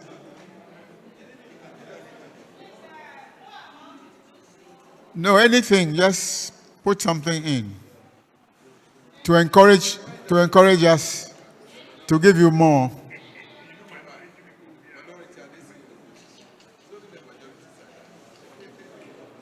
Even if it means you have to walk home. Yeah, the clerks. Clap for the clerks.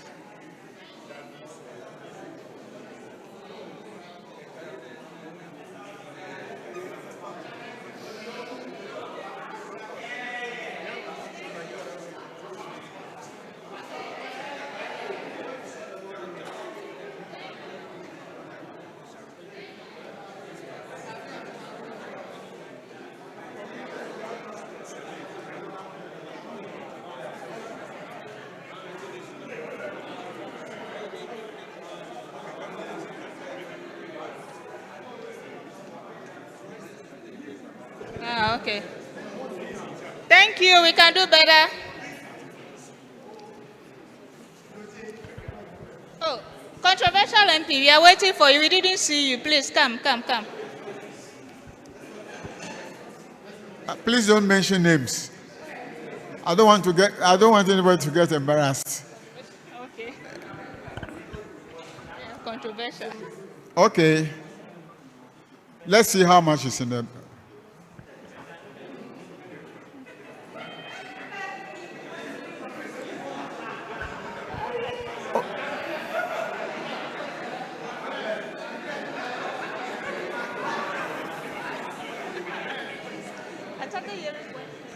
Marshal, you are there, they are counting money and you are there.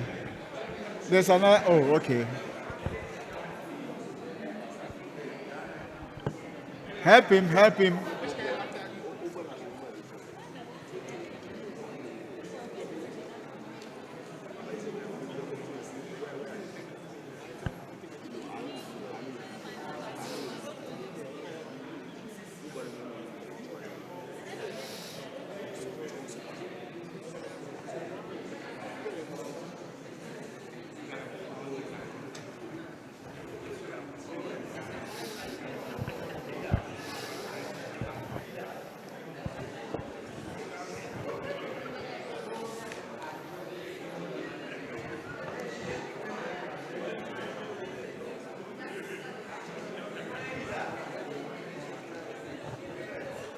We've got 21,000, but I don't want to mention names. Okay.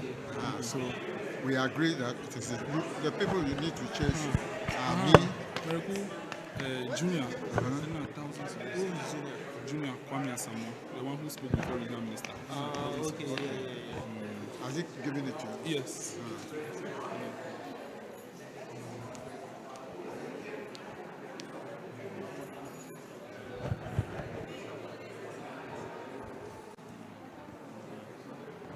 So 22,000.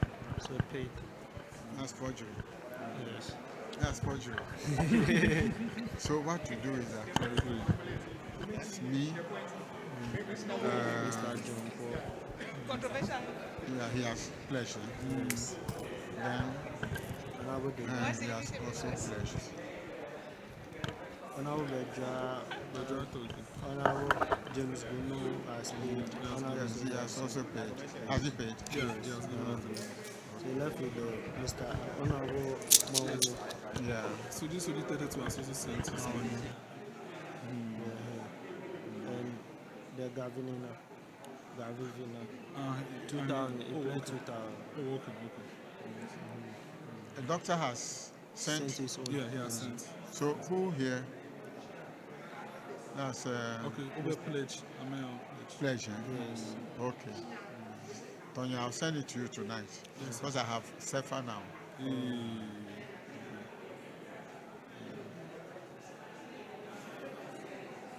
Are we okay? Please, we had 420 yesterday. You had 428 cities. Bring the money. Hey.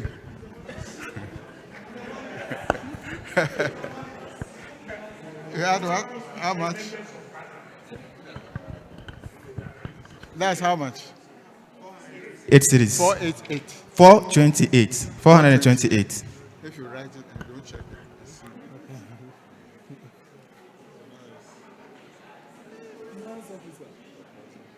128 cities. So should I add it to this? Not yet. Check it first. Okay.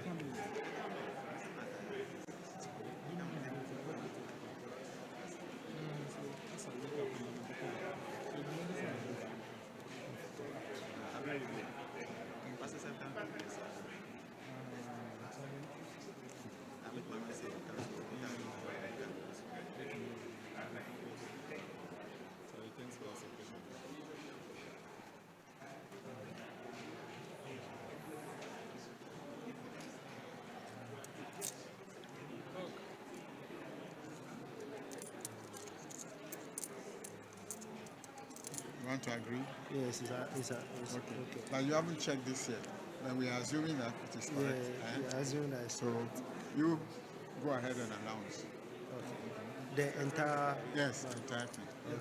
Don't announce this individually. Okay. No.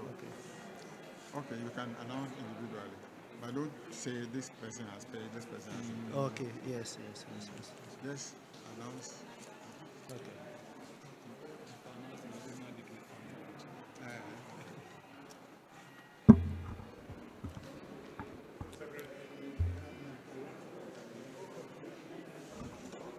Honorable members, at the end of the fundraising, I'm glad to announce that we have a total of 22,000 428 Ghana cedis.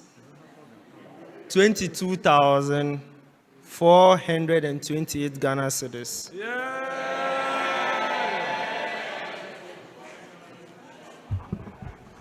So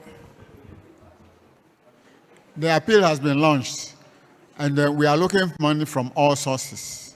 You can also look for money and let us have it. Let's be honest to ourselves. Whatever you get from somewhere, bring it to... You have the Momo ID. You send it to the Momo ID or to human being. To who? To the Speaker or the President? Either to the Speaker or to the President. Thank you very much. I think it's time for us to cut the cake. Yes. When you call them, then you declare it lunch. Yes, okay.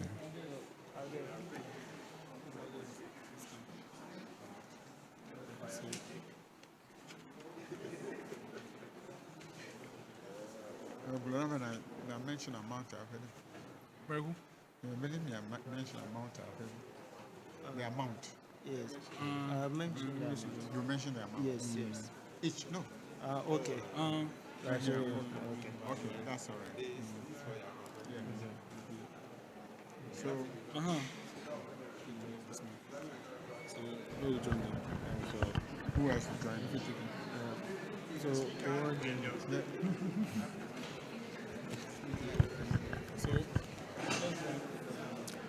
Mr. President, Wisdom.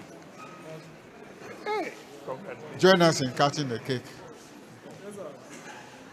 Speaker, this way. I want you to be visible.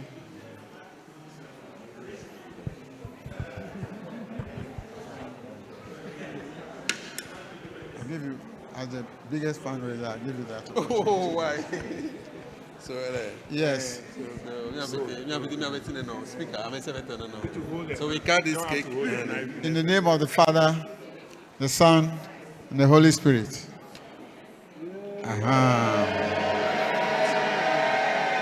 Happy anniversary. Captain, please declare the fund lunch. Hip, hip, hip. Hip, hip, hip. So the fund is launched. I've told you. And from now, we're going to look for money to build our own house. We outside too will see what help we can give you. Whatever I give today doesn't end it. We'll look for money to help because you are young people. Thank you. Is it going? Yes, sir. Okay. Okay. So they have to split the cake. Somebody has to split it. Yes, sir. You Thomas split on it. Where that? Okay. So you would taste the cake. Wait and taste the cake. Where's the paper?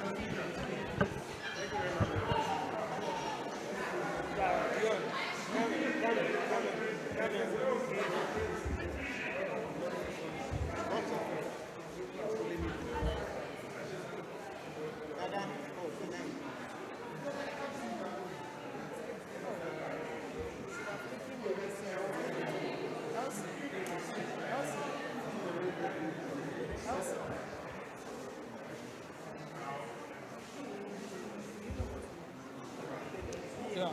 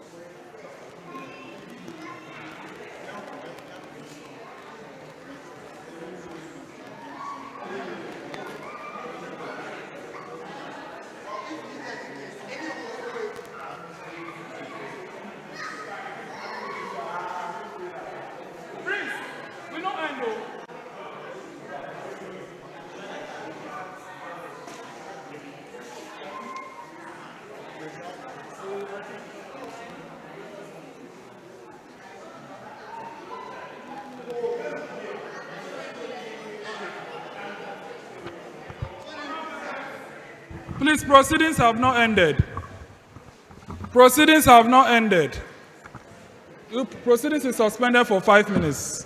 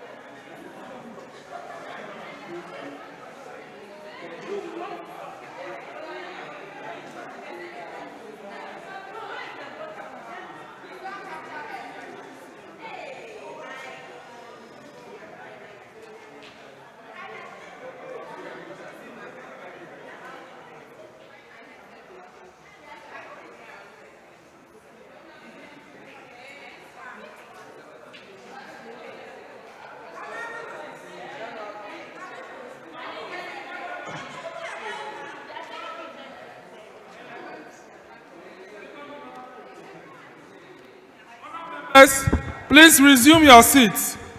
We want to close proceedings for today.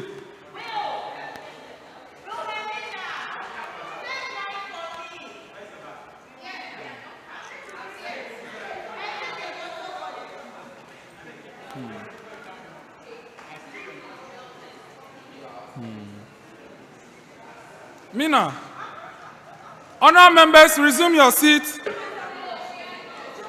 Yes.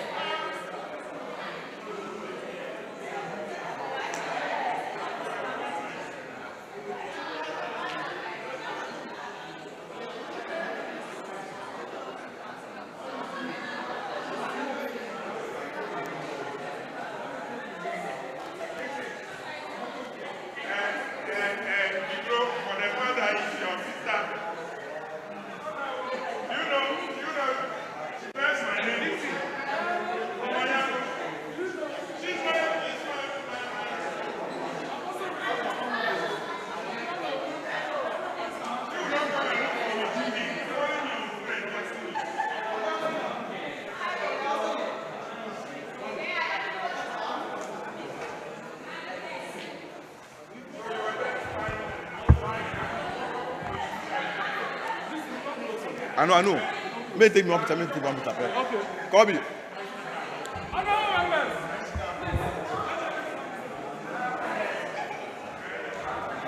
Kofi. Kofi. Take me for me, take Usman. Kofi.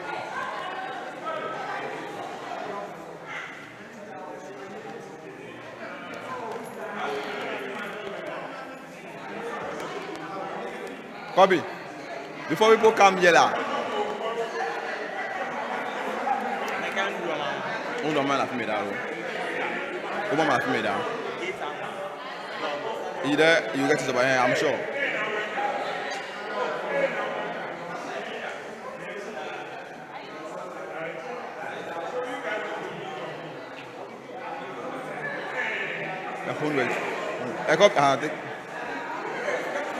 You there? If I chop the video, I can't make this. Make it take up. Kofi, you do there, no there. Kofi, make it there. No, you make a rest. What kind of my bag give?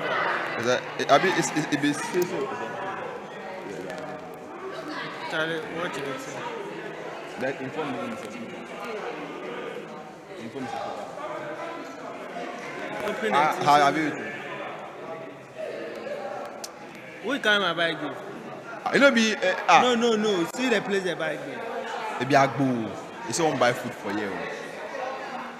It be Agbe be that. I beg take me to see. It take us already. Oh, you know take us. It take us already. Oh, I beg forget about this. Hey. I said let me hug you. Let me. No, come so we take the picture together. Fine, come. Make it. So we do this. Hey, I think we do something. I go now. I beg. Hey, we go.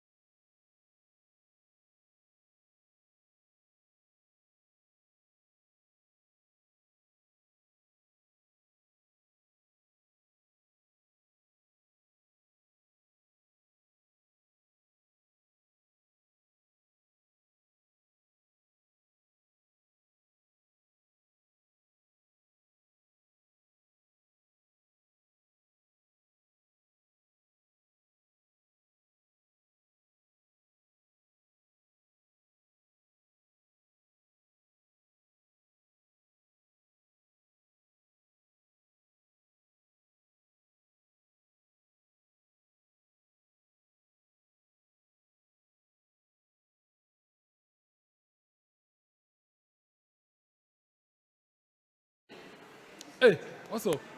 Before you come. Felix.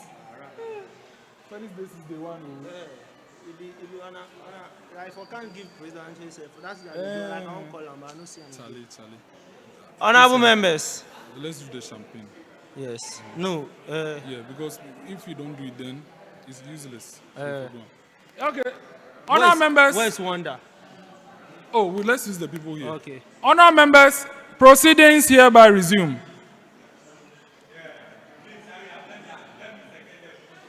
Honour members, as part of proceedings, after cutting the cake, we have to pop the champagne. Mr. Speaker is going to lead us with the pumping of champagne exercise. Honorable members, I want to. You bet first, You bet first. You bet. To be the leaders, okay. The deputies, some women for the inside. So Honorable members, may I use the opportunity to invite the majority leader of the lower house in the person of Honorable Hubert Agbe to pop the first champagne for us.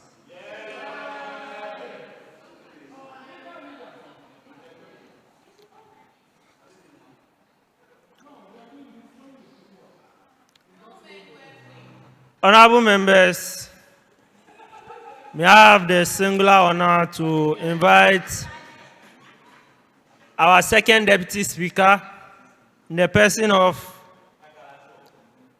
Honorable Constantina Etonam Afi Agbenola Oduga.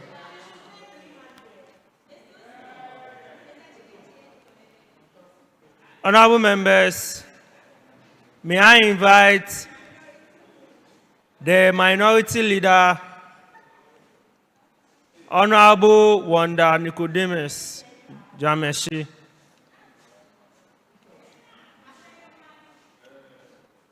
Honorable members, may I invite the Deputy President of the Senate, Honorable Linda Jobu, to come forward for us.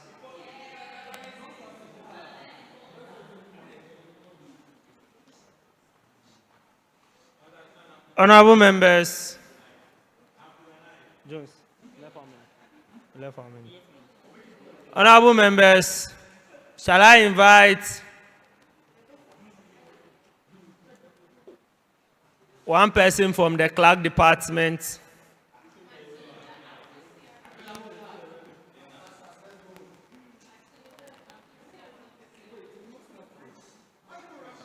Honorable members, may I invite one person from the clerk department? Oh, wow.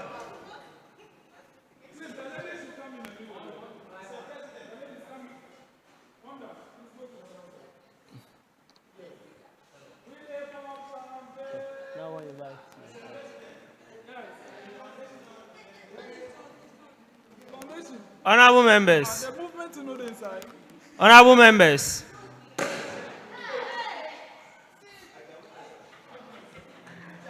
The first champion has been popped.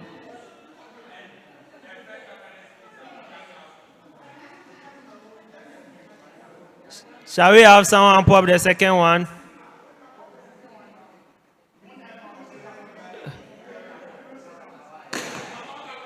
Yeah. Honorable members, the third one.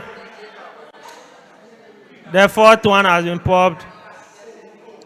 Honorable members, the last one from the majority leader.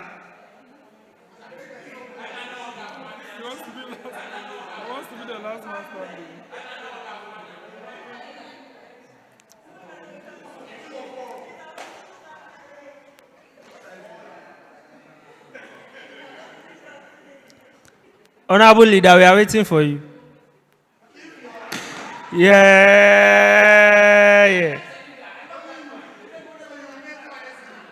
Honorable members, on this note, we say a happy 5th anniversary to us as a house. May our impact be felt in Ghana, Africa, and beyond. Honorable members, on this note, I can say for a fact that they can start bringing the caps so that we can all.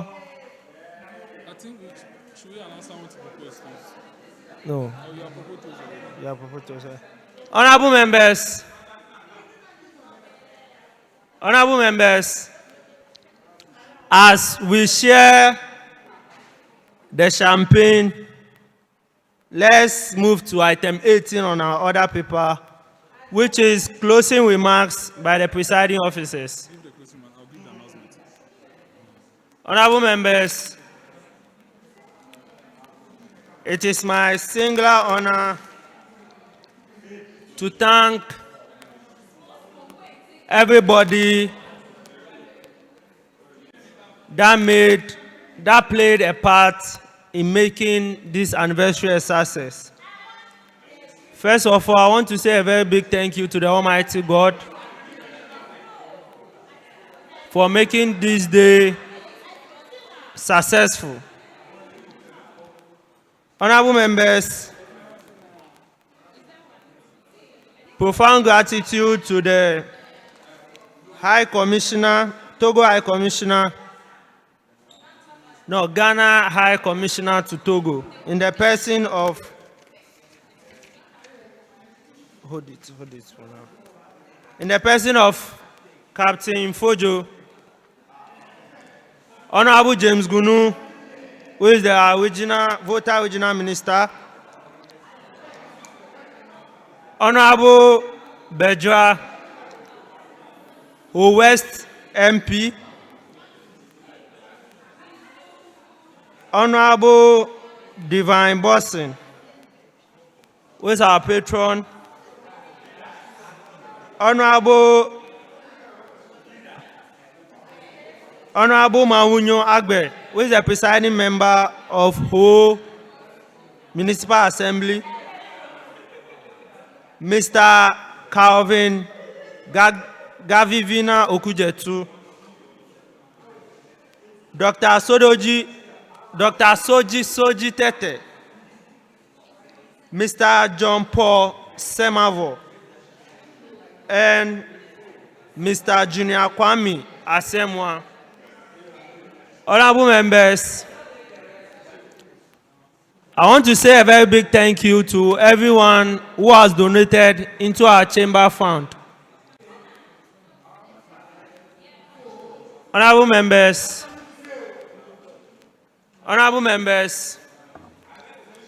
today has been a success, and without you, I think we will not be able to cross this path. 5 years is not a joke, and we hope in our coming years we'll continue to leave a bigger legacy that speaks for us. Honorable members, on this note, I want to say thank you once again, and may God richly bless you. Thank you. So we go to item 19 on our order paper, which is announcement by His Excellency Jones Amegashie-Viglo. What do you want to talk? I don't know, sir. Yeah, it's just some short announcement. Honourable members, please, the announcements are short. We have 2 immediate activities coming up this week. On Tuesday, all of us should gather, those of us in town, let's gather at Ola Girls, Ola SHS, their assembly hall, for the launch of their campus club. It is a very important thing for us to do. So to Tuesday, 21st April 2026, 1 p.m., let's gather at the Ola Assembly Hall for the launch of their campus club. On Wednesday, we are going straight to Rema Orphanage Home I think it's at barracks, right? No. Where? Police depot. Also at 1 p.m. We are gathering there to do a donation. It is being championed by the foundation. So we are joining Youth Impact Foundation for that donation. And it is that donation that is marking the 5th anniversary, because that will be the exact 5 years. Please, those of us who can come, let's come and then join for the donation exercise. Discussions in conclave about the dinner will be held. And then we'll take things onwards from there. 1st May, we are doing our fun, is it fun trip again? Yeah, it's fun trip. Okay, fun trip. We are going to Point and Kill. For the first time, as Belief has always been calling for, enjoy ourselves. Every time we are serious, serious, serious. 1st of May, 50 cedis. Is that 70 cedis, right? Yes. 70 cedis. The gate fee is inside. Honorable members, the 70 cedis include the feeding and transportation in and out, and the entrance fee. Honorable members, Transportation is not inside. Transportation is not inside. They'll get themselves to come. Oh, how we go organize car? Point and Kill just did here. Can we organize car? Honorable members, from the look of things, I think let's go back to conclave and give out the information properly. Yes, I think on this. Yes, but the date has not changed. Yeah, but the date has not changed.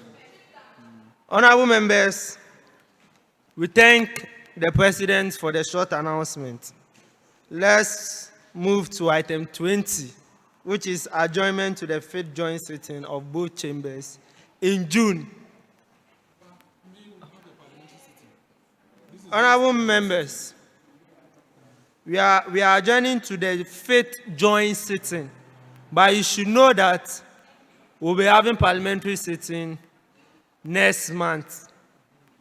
But we are adjourning to the 5th joint sitting. Honorable members, shall I invite the majority leader to move the motion for adjournment?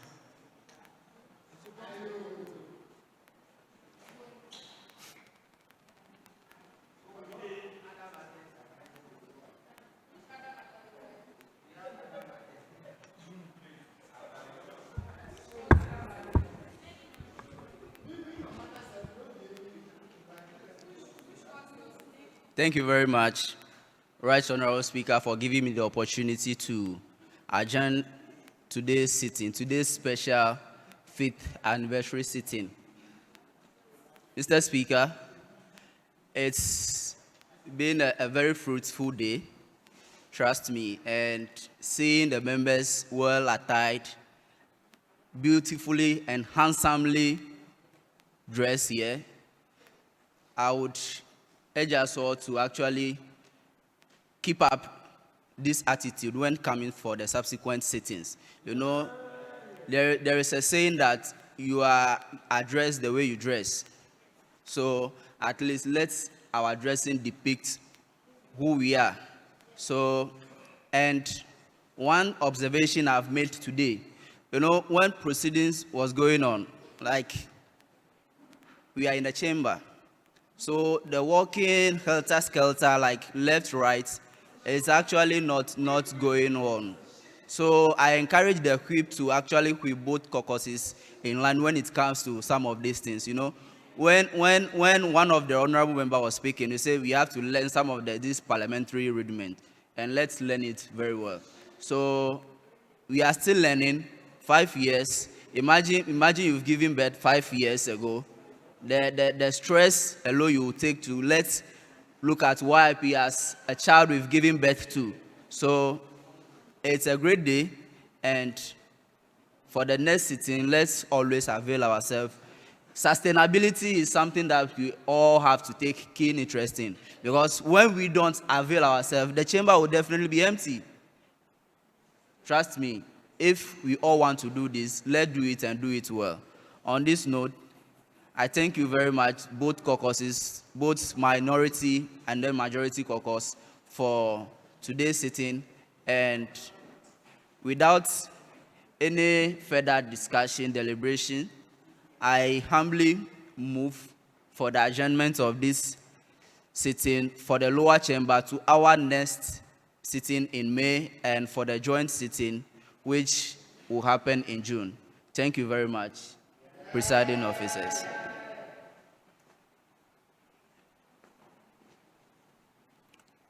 Honorable members, the minority leader to second the motion.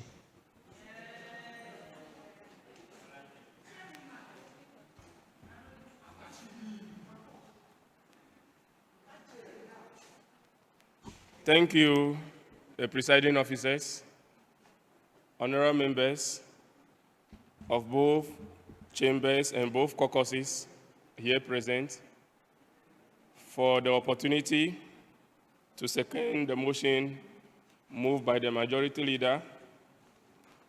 Today has been a very grateful day, and we are being grateful to God Almighty for the journey thus far. Ebenezer, this is where the Lord has brought us.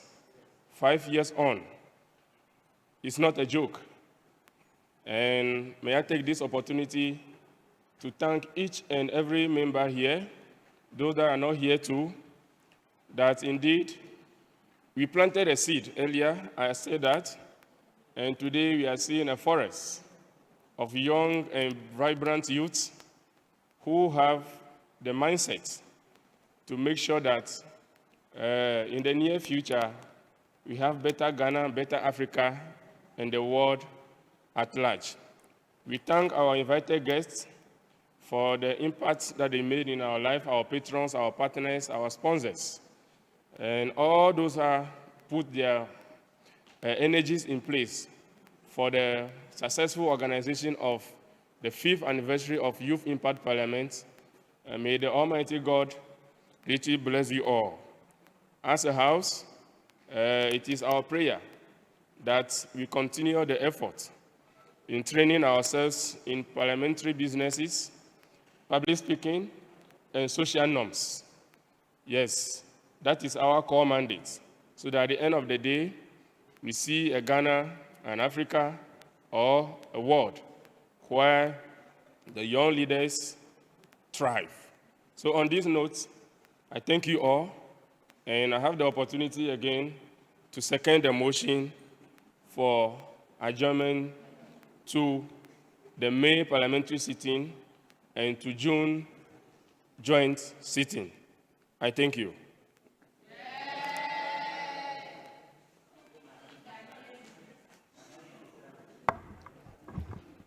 Honorable members, the motion for adjournment has been moved and successfully seconded. All those in favor say aye. Aye. Those against say no. Honorable members, the ayes have it. The motion is carried. Honorable members, the House is accordingly adjourned.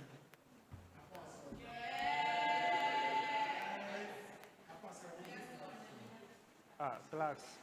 Are we going yes, let's process.